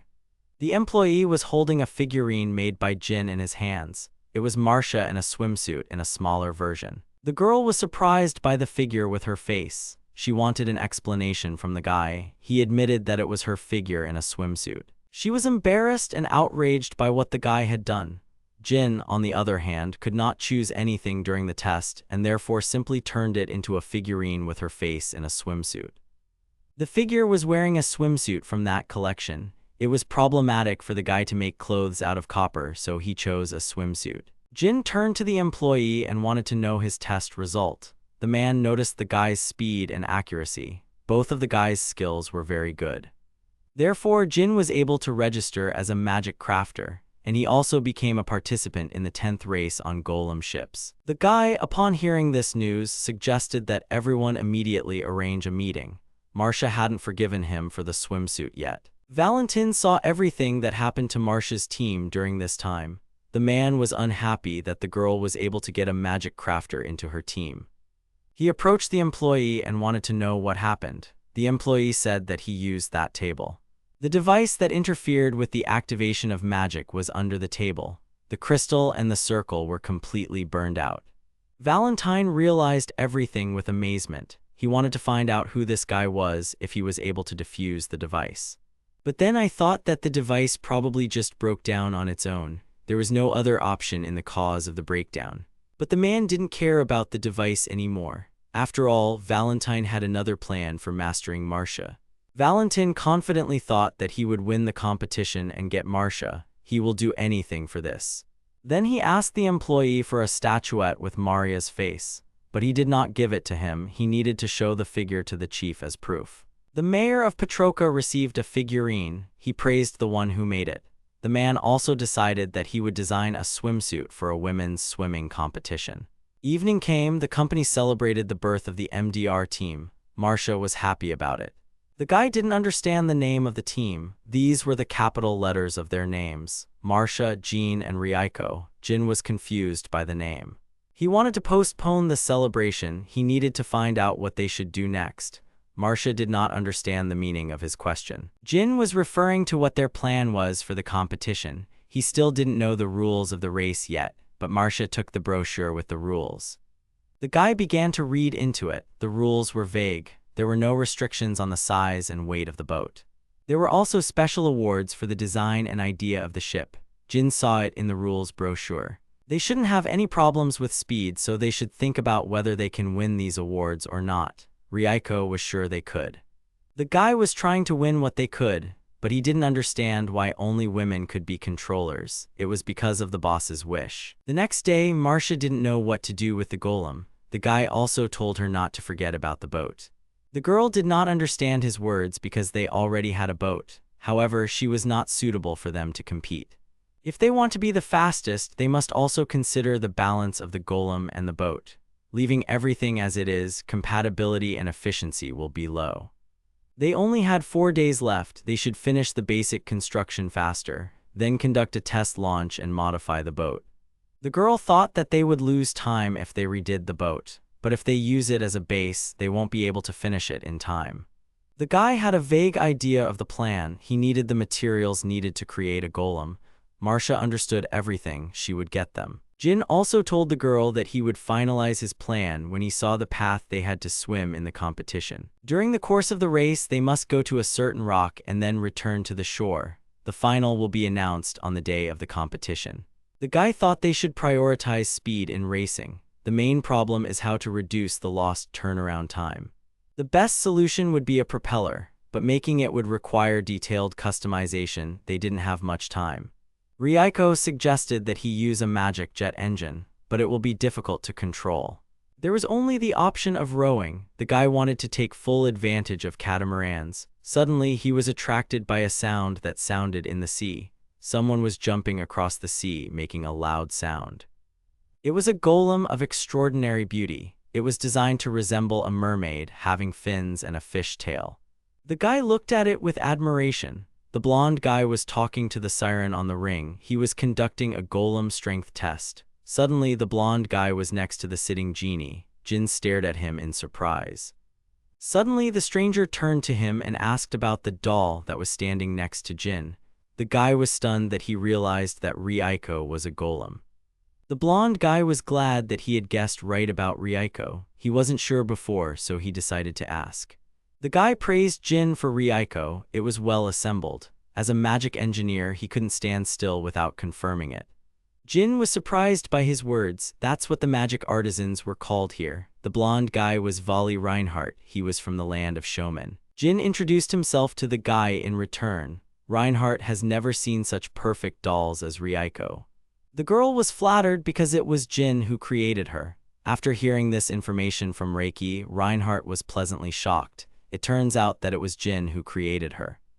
Reinhardt thought he was just the owner of the doll. Dean was confused by the guy's admiration. Technically, he only fixed it. Jin also praised the guy. It was the first time he had seen a golem made from the skin of a magical beast. He was well balanced in strength and weight. Reinhardt was overjoyed. His interlocutor understood his work. It took the blonde guy a long time to set up the materials. Reinhardt and Jin began to discuss their common interest. They were completely engrossed in talking about golems. Dejectedly, Reiko waited for the guys to talk about everything, but their conversation did not stop. The girl could only stand silently. After a while, the guys shook hands. They were very pleased to talk to each other. Reiko finally waited for them to finish. Jin could actually still talk. He liked to discuss golems. Reinhardt didn't want to stop either, but he still had to check the siren. She was waiting for his next order. They didn't have much time before the golem boat competition. Reinhardt wanted to finish the test quickly. The blonde guy wanted to ask them about participating in the race. Jin confirmed his participation in them. The guys looked at each other with a pleasant expression. Reinhardt will be looking forward to meeting them at the races. Jin and Reiko left the seashore. They came back. Jin wanted to apologize to the girl for the delay, but Marcia was angry about something. It turned out that there were no materials in the store. It looks like someone bought all the materials after they signed up. Marcia looked at all the shops but could only buy bronze.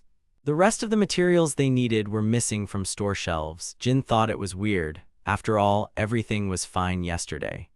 It is true that there may be high demand as there will be a golem boat competition soon. The guy thought about it. He calmed the girl down and told her that everything was fine. After all, they had bronze. Marcia was delighted with the guy's words. After all, Jin also had some materials with him. No wonder he was a master of magic crafting. Thanks to Marcia agreeing to go shopping, he managed to come up with a plan. They started to create a golem. The girl was happy. The guy applied the spell, melting to the material with a crackling, dark-colored stones began to come out of the ingot. Marcia was delighted by this. Jin explained to her that it was an empty rock inside the raw material. He was just separating it from a valuable substance. The guy told Reiko to use the bronze to create the outer layer of the golem. Marcia's appearance was taken as a reference golem. Marcia was surprised that Reiko could use magic too. The guy did not deny it because she was his sister after all. The girl was delighted with this amazing duo consisting of a brother and sister. The guy had to agree. Reiko was a very capable sister. Soon they were done and Marcia was glad. Suddenly, she noticed that their golem was created by a humanoid type. The girl had heard that the golem would be created based on her prototype, but she thought that the golem would be made with oars or something else instead of hands. There were many ways to control the ship. For example, to make golems with paddles instead of hands or a golem with fins. However, the humanoid type also had its advantages. Marcia started to think about it, but Jin asked her to name the golem. The girl was glad to be able to name the golem. She thought that someone else would name it, but after all, Marcia was a master. The girl came up with the name Aro for the golem. The guy accepted it. After that, the golem opened its eyes and started launching. Marcia looked at him with admiration. The golem suddenly shouted and said incomprehensible words to Marcia. The girl stared blankly at the golem. Jin apologized to her. It was his fault. He forgot to install the language program. Besides, he wanted to establish knowledge about people. He needed Marcia's help. Bringing the hands of the girl and the golem closer, the guy used the magic spell Information Transfer. He transferred Marcia's knowledge to the golem so that Aro could control the boat. The golem confirmed the guy's words in agreement. Now Aro can also help them build a boat. That's why the guy created the humanoid type. This was just one of the advantages of such a golem. The guy called out to Reiko, who immediately hurried to them with a huge wheel. Everything was already ready. Jin wanted to show Marcia what only a humanoid type of golem can do. The creation of the boat began. Pedals were included in it. Meanwhile, when Reiko and Aro were busy building the ship, the guy wanted to show Marcia. There was a move that only a humanoid creature could make.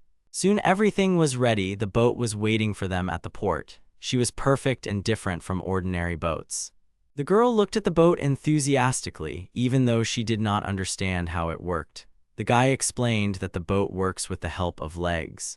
It uses pedals to rotate the water wheel, and the rotation will be used as a force for movement. Marcia wasn't sure if the boat would work. That's why the guy wanted to prove it back. Reiko was already in the boat. The girl began to pedal. She did all this with great power. Because of this, the boat sailed through the water at lightning speed. Marcia and Aro silently heard the guy's scream due to the tremendous speed of the boat.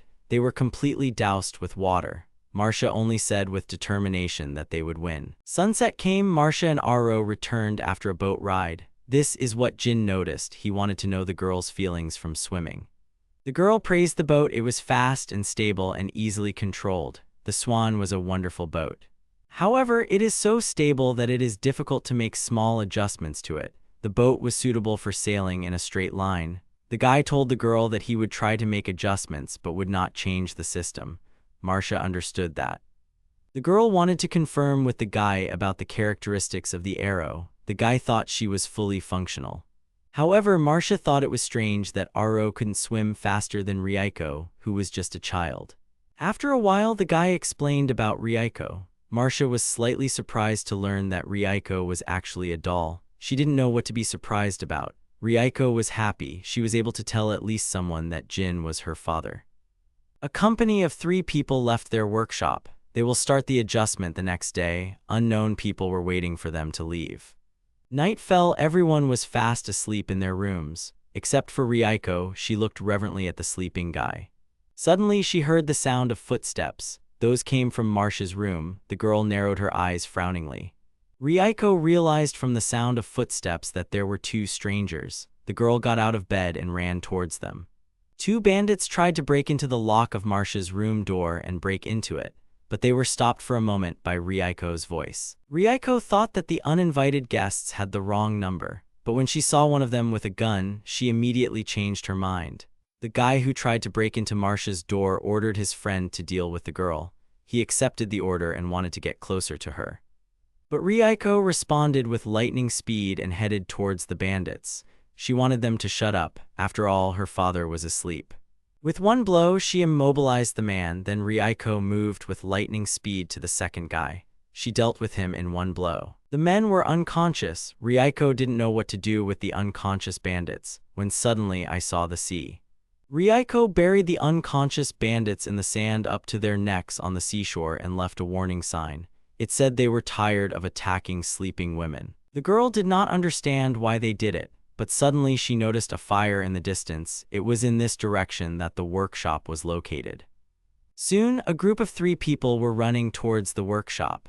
Reiko apologized for not waking them up earlier because she didn't want to disturb their peace. Marcia was worried that the swan would be burned, but Jin was sure that the boat was safe. The girl in anger wanted to know why the boat should be safe, when suddenly the guy pointed to her side. Marcia saw a huge number of other people's boats not far from the shore. There she noticed a boat with an arrow among them. Arrow was an independent type golem, so she immediately evacuates the boat in case of danger. Marcia sighed heavily because she was worried for nothing. An alarmed Reinhardt suddenly approached them. He told Jin that it was too early for them to relax. The guy was surprised by his sudden appearance. If everything continues, the fire will spread throughout the port. A number of people gathered to put out the fire. However, things turned out very badly. A terrifying sea serpent of doom emerged from the sea. It reached an enormous size and had a mouth full of small, sharp teeth. Jin and Marcia were shocked by the sight of him. It was a monster that usually appeared only on the open sea. At the moment, the siren is attracting the monster's attention, but it won't last long. After all, she wasn't cut out for fights. Reinhardt wanted to lure the Serpent of Doom to the nearest marina and defeat it with magic. Jin understood the guy and started using the spell Formation. The guy used it to create a spear. He ordered Aro to help the siren with distracting the monster and Reiko to use the swan as a foothold. Jin asked Marcia if she was against his orders. The girl replied negatively. She wanted them to defeat the monster. Reiko immediately began to follow her creator's orders. She jumped up with lightning speed and landed on the ship. The boat was approaching the monster. Reinhardt ordered the siren to surface. Marcia ordered Aro to circle around the monster, watching the surface of the water. The golems accepted the order of their owners. The siren rapidly began to rise up in the water, followed by a monster. When the siren rose up, floating in the air, it was the moment of the attack on the sea serpent. Reiko attacked him with her spear. The siren dodged the other way. While the monster was stunned by the unexpected attack, Reiko, without stopping, struck again. The Serpent of Doom was completely neutralized, and Jin realized that the moment they needed had come. Reinhardt and Reiko quickly used the magic Fire Spear. The attack with the help of magic was aimed at the Sea Serpent of Perdition. An explosion was heard from its power over the sea. The monster was eliminated, only its remains remained. Marcia looked at them in shock. They defeated him. The siren informed its creator that the snake had stopped moving. Reinhardt informed the others that they had defeated the monster. From this news, all the residents of the city were overjoyed. They rejoiced in the victory over the terrifying monster. Reiko called out to her creator. Jin thanked her and Aro for their help in the victory. The girl was glad of it. However, it seems that several boats were damaged. Marcia understood the guy's words. She and Aro will help them. Reinhardt wanted to tell Sarina to help them too, and he and Jin will help repair golems and boats. The guy didn't mind it. Reiko was ordered to put out the remaining fires on the docks. The port chief was annoyed that they would not be able to get enough sleep. He ordered his employee to wake up all the shipbuilders and magic artisans in the gut. Reiko put out fires. Aro and Marcia found damaged golem boats. The port staff also contributed to their assistance. Reinhardt and Jin were doing repairs. Everyone was busy right before dawn. The tired guys from work finally finished with all the chores. It was a difficult night, but they were able to help others. Jin was tired, but he didn't think it was such a bad night. The boats and berths are as good as new. Moreover, the guy was enjoying the sunrise. Suddenly, Reinhardt was hailed by a girl unknown to Jean. Her name was Elsa. The blonde guy invited Elsa to join him for watching sunrise. The girl's gaze stopped on the black-haired guy. Looking at him, she said that the view in front of her was really very beautiful. The girl with flushed cheeks looked ahead with interest. It was unknown if she was looking at Jin or at the sunrise behind him. However, immediately grabbing Reinhardt by the hand, the girl wanted to take him away because everyone was worried about him. He could only leave them. Reinhardt said goodbye to Jin. Elsa repeated the name of the black-haired guy questioningly. Her gaze rested on him once more. Jin, yawning, wanted to go back to the hotel and sleep, but Marcia wanted to say something to him, but the guy stopped her conversation. There were a lot of things he wanted to talk about, but they had to rest first. Marcia could only accept it. No matter what other people are planning, they definitely won't give up. Jin was seriously serious and angry about the incident. At the same time, there was a strong bang on the table in another place. Valentino was angry that his plan had failed, but they were still able to damage the boats of other participants. His interlocutor thought it was better to reduce the number of participants, but then the competition would have just been cancelled, and the man wanted to get everything he could. However, even though they sent some bandits to do this, somehow they ended up buried in the sand. It was also strange that the sea serpent of doom appeared at such a time, but Valentino did not think deeply about it.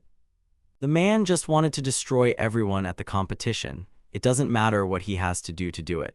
Sometime later in another place, Marcia was in a swimsuit. The girl was not sure that this outfit was needed for the competition, but the guy told her that he still needed it. Jin was embarrassed by his passion because of the beautiful appearance of the girl in the outfit. Marcia, blushing, embarrassedly covered her body with tears almost coming. The girl was wearing a tight-fitting, open swimsuit. The port chief just laughed at that. This swimsuit was created for this year's swimsuit competition. They wanted to use this design for 10 years. Jin closed his eyes in embarrassment. Marcia felt insecure because of the swimsuit. She was on the verge of crying out of embarrassment.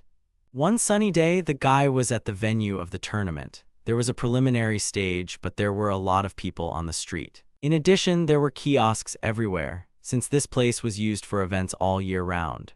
There is another race besides the golem boat race, namely the inserts on the participants. A huge amount of money was used that day. Reinhardt said that everyone liked number 1 at the moment, Earl Valentino. Jin noticed a girl next to the guy. The blonde guy introduced his younger sister, Elsa, to everyone. He couldn't imagine her before because of the recent commotion.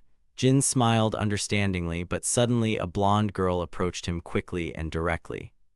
She silently stared at the guy with interest. Jin became worried, while Reiko quietly slipped forward, trying to block the guy from Elsa's gaze. Elsa was able to overcome her embarrassment after a while. She shyly thanked the guy for saving Reinhardt. The girl introduced herself to the guy, calling herself Elsa Randall. In response, Jin introduced himself and also introduced his small team. Marcia noticed that Elsa was also wearing a swimsuit. That's why she also participated in the golem boat tournament. Marcia noticed that the color of Elsa's swimsuit was different. Rather, they will meet in the final. The girl did not want her to lose before reaching the final. But Elsa was confident in her abilities. She and Serena were the strongest. Marcia wanted to start an argument about this, but she was stopped by a negative hail.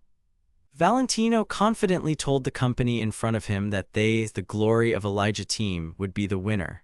Letzi, on the other hand, lay relaxed in the arms of their golem. The man laughed nastily and told Marcia that he hoped she would not be disqualified at the preliminary stage. Jin didn't understand why he had come to them. The girls also did not know this. They were not afraid of meeting Valentino, but uncomfortable. A huge number of people were sitting in the stadium.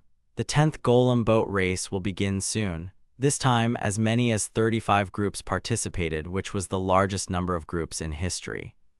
The commentator introduced himself to the audience and paid attention to the special guests. The first was the mayor of Potrock, and next to him was the magic master Burnand. The kingdom of Elias possessed many kinds of artifacts. The commentator used one of them, a loudspeaker. It was also allowed to use a magic eye and a screen during the race. Jin noticed the convenience of the artifacts. He could have created them, but the guy didn't have any TV shows, so he wasn't interested. The participants of the race appeared on the screen. all the spectators of the tournament noticed that the design of the swimsuit for the competition has changed. The participants were grouped according to the color of their swimsuit. The group consisted of 5 people. They prepared 7 colors of swimsuits. All this was chosen by the mayor shortly before the start of the event. Immediately, he paid attention to the participant number 35. It was Marcia. The mayor of Petroka on the screen showed a figure in the form of a girl made by Jin on the test. Marcia was shocked that he brought her to the tournament. Burnand examined the figure carefully. He noticed that it was made of copper. He also spotted Marcia's golem. The man saw the water wheels of the boat. He was surprised that they used them as an energy source. Marcia's team may be able to get through this stage. Marcia, hearing the words of the Master of Magic, was inspired. The commentator asked Burnand if he was involved with any other team. Burnand drew attention to the number 1 contestant, Earl Valentino. His golem had a giant body and 2 large paddles along with it. Although it looked simple, but rather the golem was powerful and strong. Everyone had high hopes for Earl. Then the commentator drew attention to the mermaid golem number 3, Siren. The design is ideal for moving in water. She was also strong in turns. The commentator also drew attention to the winged golem number 27 and the 4-armed golem number 28. However, even if they had the perfect boat and golem, they would not be able to win without the ability to control them. No one knew who would win the first place. The Master of Magic wished everyone great performances after his speech. There was loud applause from the entire stadium. The commentator started looking for something in the box. They needed to identify with the first group. The guy pulled a dark blue ball out of the box. The first group included all the participants in a dark blue swimsuit. Marcia was wearing exactly that color. She was a little nervous. The girl was hoping to take a look at the others before the race. There was already a magic eye behind her, so Marcia had no choice. Raising her hand up, the girl announced with all determination that she would overtake everyone after the turn. Therefore, her rivals must do everything possible to sail away from her until this moment. Jin and Ryuko were embarrassed by the girl's words. Marcia's statement to the entire stadium made the audience come to an indescribable delight, but not everyone was happy with her statement. Some of the participants were worried. Soon, all the participants of the first swim lined up. All the participants had a serious expression. Suddenly, one of the participants turned to Marcia. She thanked her, and the girl's golem was engulfed in flames on the dock, but thanks to Marcia, she was able to participate in the race. However, the girl warned Marcia that the match was a match, so she would not lose. Marcia was inspired by her and also said that she would not lose. The countdown has begun. The audience was excited about the upcoming race. The contestants were also waiting for the start of the match, and soon the score ended. The start of the first race has come. Instantly, the participants headed forward. All of them started at the same time, but the one with the biggest starting lead was participant number 14. The girl had an exotic appearance. A great leap forward happened thanks to a golem with strong arms. The oars made a big splash when swimming. Participant 14 was happy about this. She believed in her victory. Even participants 35 and 28 couldn't catch up with her boat. It doesn't matter what kind of strange boat they used. Even if the golem has 4 arms, speed was the main thing here. Strength is what they need. The participant number 14 accelerated even more. She was confident of her victory. There was a cliff ahead. Maybe she could swim the turn without competition. Jin didn't think the girl's words were wrong. Speed is really the deciding factor in the race. However, if someone tries to forcibly turn the ship at that speed, they will lose their balance during the turn. This makes them vulnerable. Therefore, of course, they will be overtaken. At the same moment, another participant reached girl 14. At the turn, participant number 28 overtook participant 14 from the inside. The girl was surprised by this. But suddenly, Marcia was behind her. She told her that contestant number 14 no longer had time to overtake them. At the same moment, the girl was deafeningly and lightning fast heading forward, swimming through the turn. Finally, Marcia and Aro will be able to overtake them. The girl immediately ordered Aro to command forward. The golem began to carry out the order. By quickly pedaling the boat, Aro made the use of water energy even faster with the help of the boat's water wheels. The swan headed forward with all its power and speed. At the same time, the ship left a trace on the water. With these actions and also the incredible speed of the boat, they made others tense up. Reinhardt and Valentino were shocked by what they saw. The blonde guy thought that they had shown all the possibilities of the boat when there was a fight with the sea serpent of perdition. Reinhardt was shocked and at the same time delighted by Jin's excellent work. At the same time, participant number 35, Marcia, made an explosive leap forward. The girl was quickly ahead of the other participants. She felt a wonderful feeling at the same time, as if Marcia could see and feel everything around her. Looking at the steering wheel, she thought that she really liked this incredible feeling when controlling the boat. The feeling of the wind hitting your face and then sliding through your hair. With this feeling, she could leave everything behind. From the surging feelings, the girl excitedly confessed her love to everyone. The boat was moving forward at high speed without stopping. After a while, Marcia overcame the finish line. She, the participant at number 35, was able to get the first place and fulfill her communication in that she would overtake everyone. The girl, still enjoying the race, turned to the Magic Eye. She said that with her and the Swan, Aro, and the MDR team, they will move towards the finals. Marcia, appearing on the magic screen, thereby drawing the attention of every viewer to herself, said that they would take the first place. Valentino was unhappy. He won't let that happen. It doesn't matter what he has to do it. The man clenched his hands into a fist in anger. The winner of the preliminary races is the number 1 participant, the Slava Ilya team, namely Litzy. This was the end of the preliminary competition, and the very next day they would meet with the 7 finalists. The commentator drew the audience's attention to the screen. 7 winners of the preliminary races appeared on the magic screen. Among them were Marcia and Elsa. Everyone was looking forward to tomorrow's finals. Elsa, turning to Marcia, told her that she would not lose. Marcia agreed because she doesn't want to lose either. The girl turned to the other finalists and said about a fair fight. All participants agreed with this rule. Already at the hotel, Jin scolded the girl slightly. After all, she put on a show at the race. Marcia began to apologize to the guy. If she hadn't done something like that, she would have left herself an escape route. Jin didn't understand about running away. Marcia had the best golem and the best boat. Therefore, if by some chance she could not control them, then in order not to run away, the girl did it.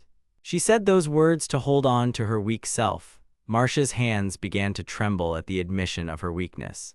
For some reason, it seemed to her that even a weak person like her could fight normally.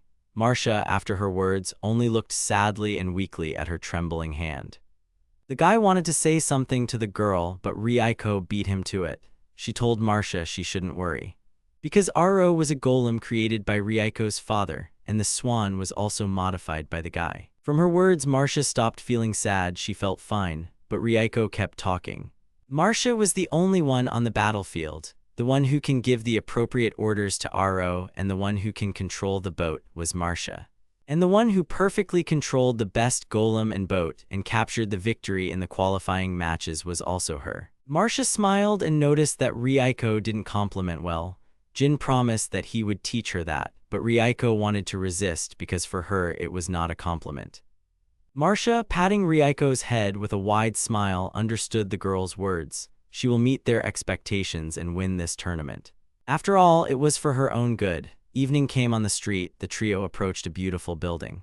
Marcia was worried about this place because it was for the nobility. But the guy did not make a mistake with the place. They came to the right building.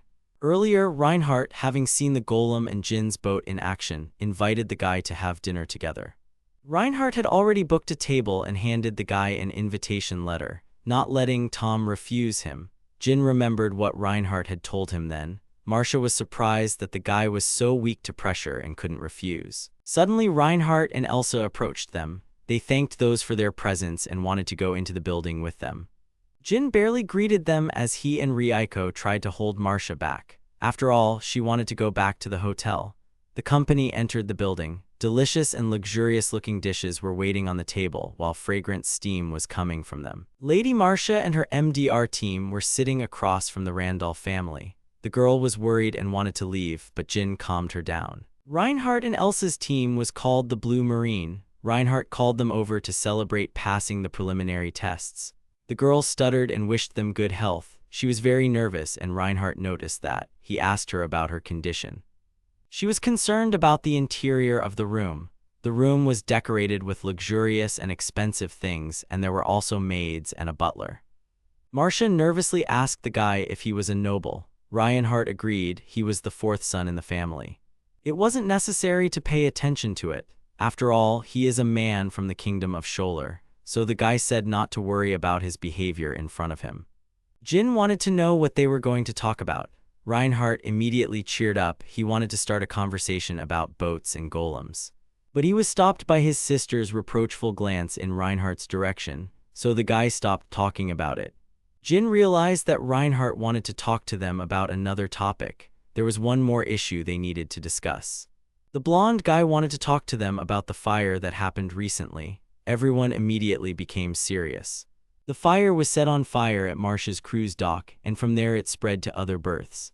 Marcia didn't believe it because they didn't leave any combustible items on the dock. Reinhardt thought so too. Jin realized that someone had started a fire and the perpetrator was targeting Marcia. The girl was surprised by this. She didn't understand why someone was targeting her. Jin also didn't know why someone was targeting the girl. The guy also noticed that Randall invited them in order to find out if they had someone in mind. Reinhardt agreed with his suggestion. Marcia began to list possible enemies. It could have been anyone she knew. The guys were surprised by the number of her enemies. Of all the list, she believed that her father's debt was the main problem, but the guy thought differently. If it was a question of debt, then it would be more profitable to sell her boat than to set fire to the pier. Ryuko remembered that there were several people who wanted to kidnap Marcia that night. Then she thought they were just ordinary bullies. This meant that there was a possibility that the perpetrator was targeting Marcia and her boat. Most likely, their goal was to prevent her from taking part in the race. Whatever the reason, it's better to stay alert. Unlike the preliminaries, the final path will be announced just before it starts. Reinhardt had a bad feeling about this. The guys went outside. Jin didn't understand why Reinhardt treated his team so well. Reinhardt was a diplomat. He didn't want anything to happen between Elias and Shounen. Moreover, it happened right in front of him, so he will find out the truth behind this case. Moreover, if this case is really related to the race, then Elsa will be in danger. Reinhardt couldn't close his eyes to what had happened. This did not mean that he sympathized with them. Jin understood the meaning of the guy's words and apologized for thinking about something else. However, it would be a lie for Reinhardt if he said that he had not thought about favoring them at all. After all, they were friends of magic artisans. Reinhardt enjoyed talking to Jin. That's why he invited the guy to the Shounen. Jin smiled and told Tom to fight together with all their might in the final so that they would have no regrets. The audience watched the race with excitement. The next day, the finals of the 10th Golem boat race began. And the one with the biggest starting lead was the number 1 participant, Litzy from the Slava Ilya team. Jean and Reinhardt stared intently at the race while Valentino just grinned. He was confident of his victory. The rest of the participants were in a dead end. The commentator suggested that the participants were afraid of each other, so they did not gain much speed. Marcia was worried about this. She noticed that the participants just gave up. They were just blocking their way. Elsa gave the order to the siren through the ring. The mermaid golem immediately tried to turn around to sail away from the boats, but they blocked the girls' path again. Jin noticed that there was a bad situation for the girls. The boats blocking them were marked close to Marcia and Elsa. With the acceleration of the RO, Marcia could easily outrun them, but that would be the case if there was only one boat in front. However, the catamaran has a large body, so she will not be able to pass through the middle of the two boats. But if she tried to outrun them from the side, the passage would also be easily blocked. Moreover, they even mix places with those who block Elsa. These 4 boats are working together to stop possible overtaking. Jin thought that they had given up from the very beginning of the finals. There must have been some condition that causes the participants to have no choice but to do so. Marcia was angered by the situation. Didn't they agree to fight the race fairly? One of the participants was scared by the girl's scream, although she did not hear Marcia very well. Another participant understood the meaning of the girl's words. But if they don't, then something bad will happen. The participants had to continue to block the path of Elsa and Marcia. Valentino was involved in this incident. The man was sipping a drink in a relaxed manner. He became bored watching the race. It was good for him because everything was going as he had planned.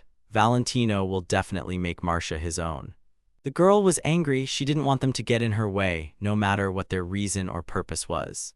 Everyone joined this race for their own reasons. There are a lot of people who dropped out at the preliminary stage, so that only those who want to fight with all their might or do something like that remain. Marcia didn't know who was behind it. But they didn't dare to hinder those who want to fight seriously. They didn't dare to do something so despicable. The girl immediately ordered Aro to turn around. The golem accepted the order of its controller, and the boat began to pull back. The participants were shocked by this. One of them noticed that Marcia was turning left and wanted to prevent her from changing lanes. But Marcia confidently and calmly managed to slip through and move forward, leaving those participants behind her. The audience was shocked by her sudden movement and overtaking of the participants. She didn't just slow down, but immediately created a big gap. Then she pretended to walk away slowly. Then, when those two boats were lured inside, Marcia made a sudden acceleration. It was a rough game using Aro's instant power. However, it was the best move Marcia could come up with. In order to make full use of the best golem and boat, a good skill in management was also needed. The guy was glad that Marcia was able to find a way out of the situation. Jin stroked Reiko's head. She was happy too. But suddenly Reiko noticed a lot of magical reactions from the sea. They were approaching Marcia at high speed. This reaction meant only one thing. The girl recognized them as a flock of sea snakes of doom, sailing in one direction.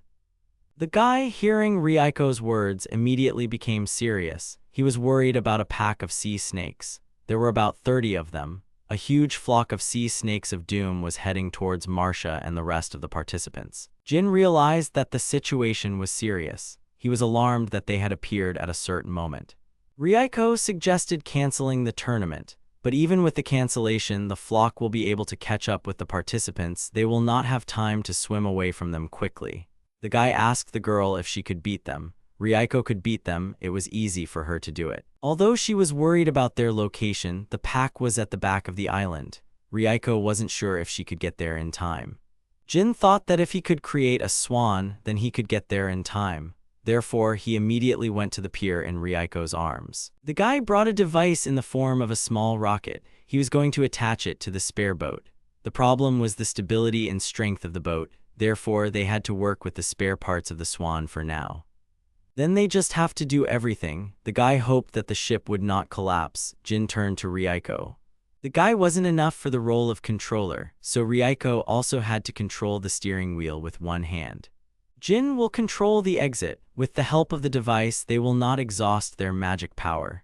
Reiko noticed that the situation was the exact opposite of a golem boat race. The guy didn't understand the meaning of her words. Immediately, Jin began to steer the boat. He started the maxi jet engine. The boat sped across the water at lightning speed. The boat was gaining rapid speed, which made Jin feel sick. He felt that the situation was not good. It was dangerous. After all, the speed of the boat was stunningly fast, which is why the boat took off when it collided with the waves.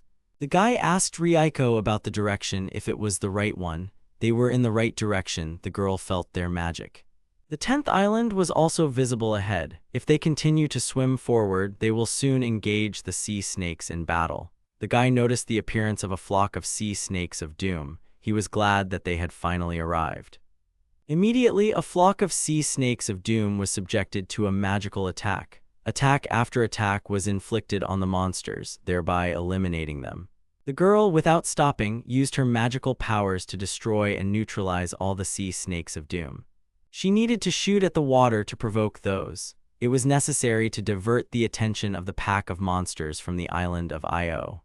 All this had to be done before Marcia and the other participants arrived. Jin wanted Reiko to crush the monsters that appeared out of nowhere. The sea snakes were completely enraged by the deafening explosions. They were quickly following the tracks of the guy and the girl with anger. Reiko noticed that one of them had dived under the water. Jin asked her if she could walk underwater. It wasn't a problem for the girl. Then the guy started looking for something in the bag. The guy was holding a lot of small stones in his hand. He didn't give them away. If they went too deep, it would be very difficult. Reiko saw that he was holding magic stones in his hand. The guy had to restrain them. To do this, he poured more magic into them than they can handle. After that, the guy just threw the magic stones overboard into the water. The magic-activated stones began to glow in the water. Later, at the depth of the sea snakes, the magic stones exploded. Because of this, the sea snakes of perdition, which are underwater, surfaced. Ryuko was delighted by this. It was just a distraction. It was the guy's favorite moment. Jin used the acoustic detection spell. From the acoustic vibrations in the water, a flock of sea snakes of perdition roared and tried to rise into the air. The guy's spell worked. He was worried that the high frequencies would only spread over a short distance, but he succeeded. Ryuko immediately started using magic. She created a huge explosive ball with the help of a magic explosion. The girl directed the explosive ball towards the sea snakes. Soon, there was a deafening explosion at the place where the monsters were. The guy did not take into account that the explosion would raise waves in the sea. Therefore, the boat tilted forward, thereby lifting Ryuko into the air. The girl fell into the water, being at a distance from the boat. She wasn't worried about this situation. Ryuko was a little tired after the spell. The guy couldn't do anything. He wanted to tell the girl to wait for his approach, when suddenly she disappeared from sight. The sea serpent of doom attacked Ryuko. Jin was immediately alarmed. The monster captured the girl in its mouth. Ryuko got stuck in the back of the monster's teeth. She couldn't get herself out of the mouth of the sea serpent of doom. So she told Jin to run to another place. She wanted to eliminate the monster, but the girl did not finish her plan. Jin was already at the ready with a gloomy face. The guy transformed the magic power and directed the flow of magic at the monster. At the same moment, the spell Light Ray overtook the sea serpent of doom, thereby eliminating the monster. From the attack, the monster relaxed its grip and relaxed its mouth. The girl was freed from the sea serpent. Together with the monster's head, it began to fall. The girl fell into the water again. Jin sighed wearily and with relief. Suddenly, the girl immediately found herself next to the guy's boat. She apologized to Jin, but he wanted to know her condition. Ryuko was fine thanks to the guy. Jin gave the girl his hand so that she could climb onto the boat. In fact, the girl would have been able to get out and deal with the monster without his help, to which Ryuko immediately began to deny. The remains of a flock of sea snakes of perdition floated in the sea. Ryuko started checking for magic power to see if they got rid of all the monsters. Ryuko noticed something. Soon the guy noticed the girl's unusual reaction. There were no more monsters. But the girl received a new reaction of magical power from the island of Io. It was a golem. The guy thought that someone had already reached the island, but it was not so. The golem was underwater. It was not the golem of the participant. Jin understood the gravity of the situation. He didn't understand what was going on. The participants will soon reach the 10th island. The situation was not good, so the guy asked Ryuko to go and see the golem. But the girl was worried that she would leave the guy all alone. But he calmed her down. The guy was a little tired, so he'll make a detour and come back. Ryuko accepted the guy's order. In one motion, the girl took off her dress, ending up in one swimsuit. She'll get there in a minute. The guy also told her to deal with the golem if it was dangerous. He also wanted to get his hands on its core. Ryuko plunged into the water and began her task. If the golem was dangerous, then the appearance of a pack of monsters was also planned. Even if they were after Marcia, the guy didn't understand their true purpose. Meanwhile, Ryuko was rapidly sailing towards the island. She was like a fish in water. Her speed was amazing. Soon, the girl noticed two golems nearby. They were ready to attack someone and were aiming for a certain ship. After all, the goal of the golems was aimed specifically at Marcia. They wanted to destroy the swan boat. The dark blue golems headed towards the boat. The catamaran was slowly sailing through the water. The perfect moment to attack the boat had come. The golem pointed its sharp-tipped limb towards the swan boat, but he was immediately stopped. Ryuko quickly dealt with her opponents. Aro felt something. Marcia noticed it. Marcia's golem reported Ryuko's presence. The girl didn't think it was strange. Perhaps Jin is also cheering them on at the moment. Marcia asked the golem about his condition. Aro was fine, but there was an incident. Marcia realized that the boat's water wheel was out of order. Jin warned her that it wouldn't be able to handle the load after all. Marcia must sail with full force only in important moments of the race, because the ship will not be able to withstand. The girl thought that the hull of the boat would break because it was her father's boat, but the guy said it was the wheel. He realized this when he went to check the boat with Ryuko. Although he tried to apply reinforcement, the connection of the belt and blades may not withstand maximum power. Since they had few rare materials, Jin decided to use them to base the hull, so he was unable to strengthen the water wheel. And even a belt made of rare material will not be able to withstand pressure for a long time. The girl could easily replace the belt, but she had to be careful with the water wheel. Marcia realized the weakness of her boat. Even with the addition of some of Jin's own materials, they could only buy bronze. Marcia did not think that the final race would be so long. Marcia was annoyed because Elsa had caught up with her, but after they circumnavigate Io Island, there will be a long straight line. Letzi was unhappy that the girls were quickly closing the gap with her. She started swearing at her golem it was useless to her. Even though she cut someone off to win the competition, it was all in vain. However, the girl immediately calmed down. Letzi wanted to cover the difference between the golems of the rivals with her abilities. After all, she had the pride of a sailor. Immediately, the girl ordered her golem to increase the speed of the boat to maximum power. Letzi gained even more speed than before. The girl came out of the shadow of Io Island at high speed. Elsa ordered her golem to continue. She couldn't let Litza close the gap they had just made in the reef area. The golem accepted Master Elsa's order. The girl was sorry, she didn't want to put pressure on her golem.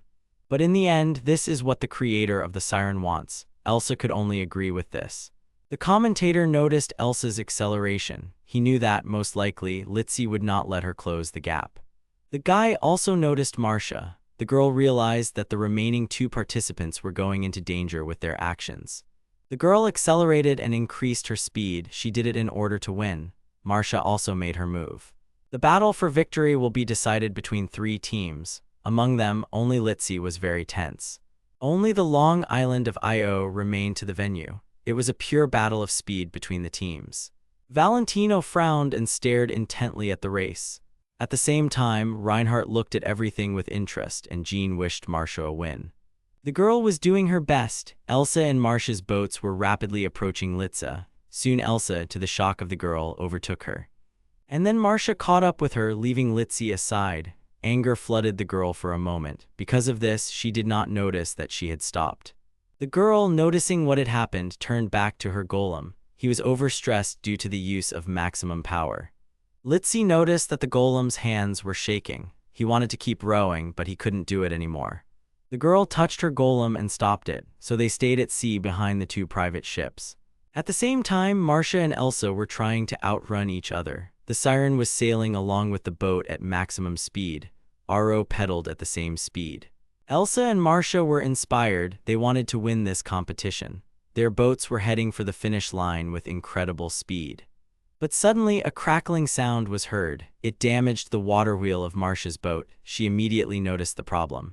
But Aro did not stop. The golem, without stopping, pedaled the boat hard. The swan continued to sail.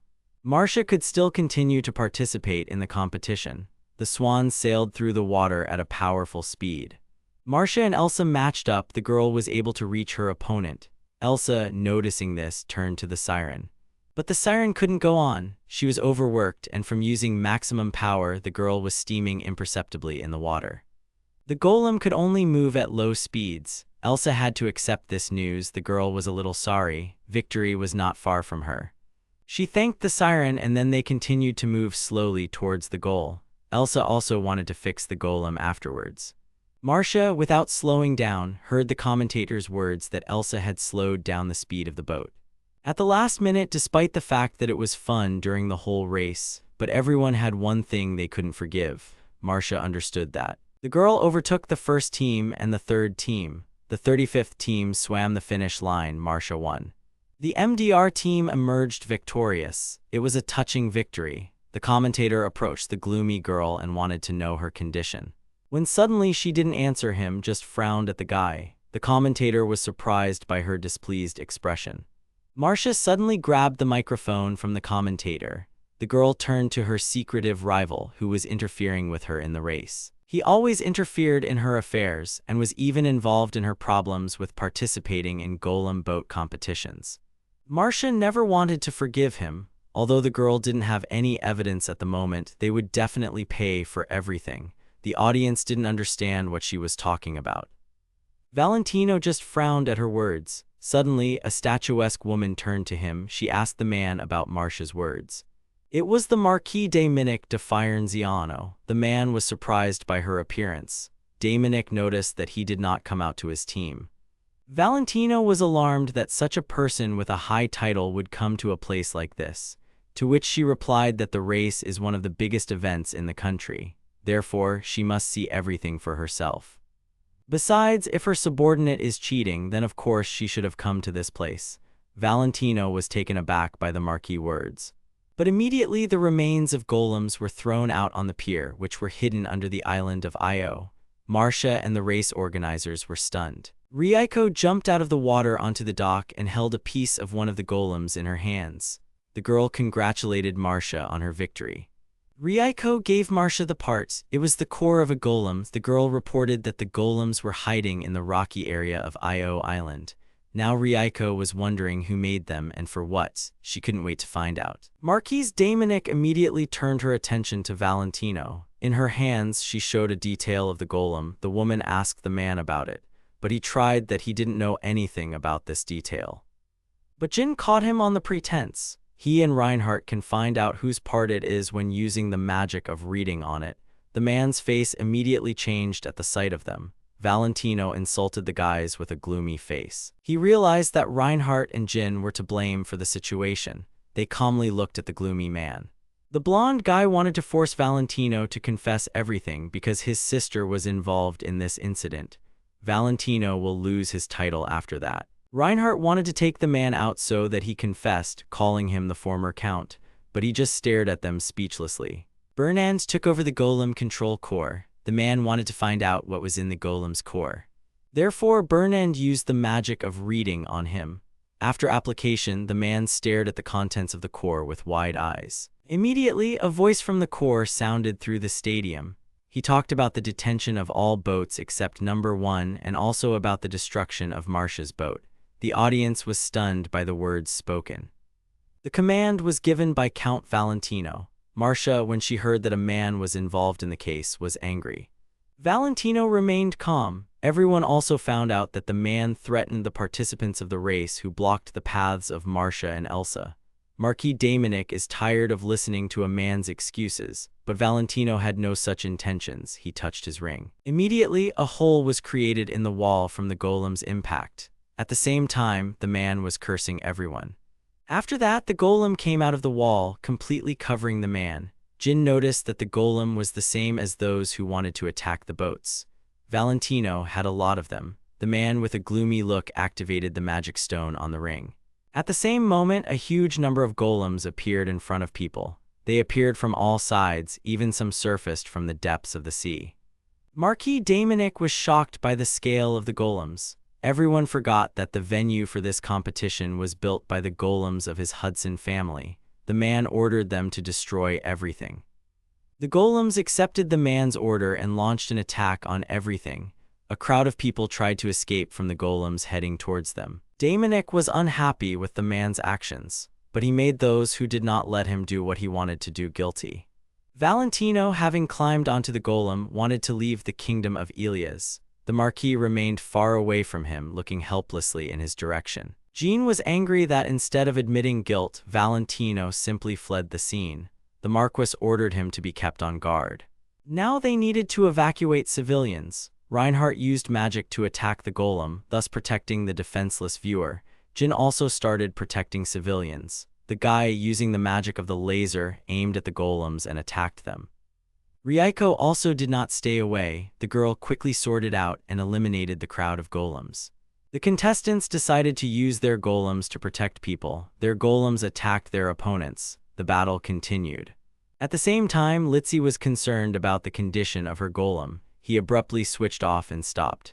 But the next second he stood up. The girl tried to cheer up the golem. They almost reached the finish line. The golem stared at her blankly. When the girl touched him, he jumped up sharply, thereby scaring Litzy.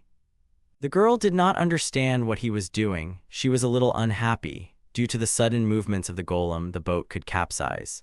The golem got to its feet and walked towards the sea. Litzy warned him that he couldn't swim, but he didn't stop. The golem plunged into the water, leaving the girl alone in the sea. Litzy was shocked that he just left her. Meanwhile, Reiko dealt with the golem. It was the last of Valentino's army. Jin praised her for that. But Reiko was worried that she had inadvertently failed to notice the presence of these golems. Jin calmed her down. In any case, it was impossible to detect the magic of the deactivated golem. Jin agreed with Reinhardt's words. It was also a miscalculation of the management. They could not have imagined that the construction golems could still be in this place. Daemonic also warned Reinhardt, so she apologized to the guy. But the woman did not understand why Valentino did all this for the sake of victory. Marcia also didn't know anything. One day he asked her to be his wife or a shipbuilder, but Marcia didn't trust him because he looked suspicious. Marcia thought that everything that happened was because of her refusal. That's why she felt guilty. But Jin calmed her down. To go so far, it is unlikely that he would have done it without malicious intent, simply out of a desire to take revenge on Marcia. Valentino was up to something serious. Suddenly Litzy approached them. The girl was tired of manually paddling to the finish line. They couldn't believe Litzy had come here. Everyone thought that the girl had run away with Valentino. Litzy didn't want to go anywhere with Valentino at all. After all, then she would not have finished. Marcia looked at the girl in awe. Litzy also asked about the condition of her boat, the Swan. She said that Valentino was always thinking about either Marcia's pier or the girl's boat. He wanted to return something or burn it. Litzy didn't know what he wanted to find. If I had known, I would have told everyone the name right away. She hadn't heard the specific name of that thing. Marcia realized that it was Valentino who was involved in the fire of her pier. Jin thought everything was strange because there could be nothing hidden in the dock or in the boat. Aro also stood guard. Reinhardt realized that Valentino had hidden the item in the boat even before Jin modified it, but then Jin would have known about it. Ryuko also checked everything. Reinhardt wondered where they could hide it. He asked them about an inconspicuous place in the boat. Jin immediately remembered about the glove compartment. There was a rope and a small case. The guy took out a knife case. He thought it was a valuable item, so he left it there. Marcia was stunned. She thought this knife was made by a guy. Elsa picked up a knife and noticed one interesting detail. The stone on the handle of the knife belonged to an Elridorite. Elsa reported this to Daemonic, who agreed with her assumption. Reinhardt took the case in his hands. He wanted to examine it. There must be a double bottom. Soon the guy found it. There was a contract of sale for Elridorite. It was signed by Valentino de Hudson. Daemonic was angered by this. The man was again disgracing the kingdom of Ilias. The Marquis directed his gaze at the company, making Marcia and Litzy worried. The girl tried to justify herself. She just wanted to win the competition for once. Everyone has already understood this. Jin didn't understand the whole situation about Elridorite, so he asked those present about it. Daemini explained that Elridorite was a rare gemstone that could increase magical power. Because of its rarity, it was not suitable for mass production. The price depended on the size, but even for a small stone you can get at least 10 million Torah. It was the price of 10 times the reward for winning. The turnover of Elridorite was strictly monitored by the state, and illegal trade was punishable by liquidation. Litzy was immediately scared. In any case, Valentino should have been arrested anyway. It would be good if the guards could catch him. Immediately, the knights quickly approached Marquis Daemonic. The woman turned to the men who had called out to her. They apologized to her because they had lost track of the criminal Valentino. Daemonic, frowning, dismissed the guards. The girl calmed down and turned to the guys. She thanked those for their contribution to help in this matter. She needed to report everything that had happened to the king, also to announce an official search for Valentino. Reinhardt wanted to join Daemonic. As a diplomat of the Scholar Kingdom, he couldn't stay away. Reinhardt told Jean and Marcia that they could leave the case to them. He was also going to return to his homeland soon, so he invited Jin to join him.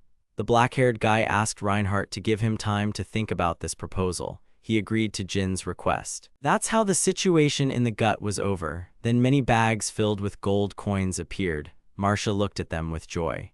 A lot of trouble happened, but they got their prize. Marcia and Jean were glad that they now had 1 million Torahs. Jean and Marcia enjoyed the feeling of having a huge amount of money. It was cool for them to have so many coins. Although Marcia still has to pay off her father's debts and she also has to pay for housing, pier rent, food, and so on, this made the girl depressed. But now she didn't have to worry about her store. The guy thought it was good. Marcia agreed with his words as if she had fallen into a good dream. The girl offered the guy a job as a store manager so that he would work and run the store with her. It was very profitable. Besides, he was the same craftsman who made the boat that won the competition. She was sure that his name would become famous very quickly. but the girl fell silent. Marcia noticed that the guy did not answer her and just looked into the distance. Therefore, pretending that everything was a joke, she lightly hit the guy on the back, thus bringing him to his senses. The guy was leaving 10 days later for Reinhardt and Elsa's country, so Marcia tried to cheer Jin up. He looked kind of gloomy. The Randalls were from the nobility, so the girl warned the guy not to relax because he will be involved in serious trouble. Jin remembered Marcia's grudge against the nobles, but he would still be careful. Jin also told Marcia to avoid debts and various crooks, but she knew about it herself. So Marcia and Jin said goodbye to each other. Hitting their hands, they began to walk away from each other. Everyone went in different directions. Marcia stayed with Aro and Jin was still with Reiko. The golems were carrying their master's belongings. The guy suggested that Reiko visit home first since they were heading to the Shoaler Kingdom. Reiko agreed with his suggestion. Late in the evening, Valentino was somewhere in the forest. He was annoyed that the golem named Everlio had broken so easily. The man paid a lot for it. Suddenly, an unknown man in a raincoat approached him. He asked about the man's identity. Valentino was waiting for this stranger. The man learned from the fact that commoners prevented him from doing it. The stranger in the raincoat told Tom that he would deal with them. Valentino began to giggle nastily. It was convenient for him that he would deal with his enemies. The man was glad of it. Against the background of the man stood the rebellious golem, Everlio, who was back in the ranks. Now everyone will find out how strong Valentino really was. While in the house, the guy informed everyone that he wanted to create an airplane. Everyone was surprised that he didn't want to create a boat. Reiko didn't understand why he wouldn't just start building an airplane, but Jin suddenly faltered. He could have done it. However, there is about a week left before the meeting with Reinhardt. After all, they had agreed to meet in 10 days. So it's unlikely that Jin will have time to finish everything before the end of the deadline, especially considering how much free time they had left. Still, it was good for the guy to return to the island home, even if only for a short time. They also couldn't take care of food thanks to the farm. Jin, of course, would like to know where his island is. He also wished he had a weapon to protect everything they had here. Reiko also wanted to get a weapon. She had a limit to her magical abilities. Sometimes you can't even use magic. She also thought that various unforeseen incidents might occur during their journey. The guy thought Reiko was right. It was better for them to prepare for different situations than to regret them later. Therefore, Jin, inspired, wanted to start creating a few different things. The guy was glad to have a case. He wanted to start making things for their trip. They needed to make weapons and armor for protection on the journey. Jin created a firearm, but it was too dangerous. People in this world didn't even know about the existence of such weapons. That's why the guy couldn't use it even for threats.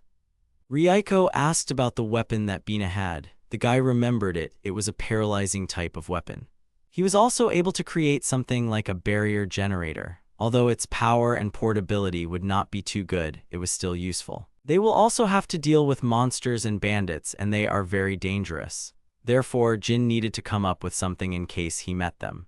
For example, in case of an attack by someone like that sea serpent, he didn't want to use a laser or a water blade if there were people nearby.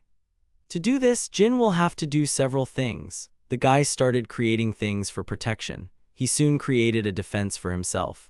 It was a magic walkie-talkie powered by mana, as well as a shock baton, protective and magic rings, and a katana for Reiko. The baton was created to use self-defense. In addition, it was more convenient and portable than the staff. The protective ring protected the wearer from both physical and magical attacks. It protected even from Reiko's fiery spear. The attacking rings contained the magic of each element. Thanks to them, Jin can use magic like the others. And the most important thing among other weapons, it was a katana that Jin had made especially for Reik. The katana could cut even adamantite with just one blow. Everyone was delighted with Jin's work. The defensive weapons looked very impressive. Each of the golems created by Jin wanted to get a weapon from the guy. Jin was happy to give them what they wanted.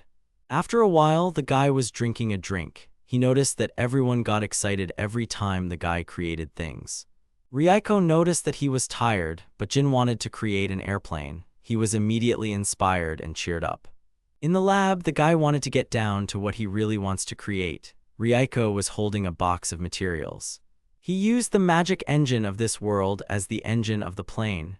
Jin also thought it was better to make the wings straight rather than swept. For the fuselage, it will use the technology they used for the golem glider. Since they used adamantite and mithril, there will be no problems with durability. And in the seat, Jin will install a parachute rescue system. Ryuko didn't know about the parachute, so the guy explained it to her.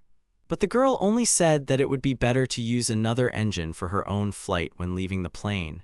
The guy realized that the girl had given him a good idea. After a while, Jin finally created an airplane. An airplane with movable legs and wheels appeared in front of him. The guy got so carried away with his creation that he even made an entire hangar for the plane. The golems couldn't keep up with the guy's pace. They lay down on the floor from fatigue.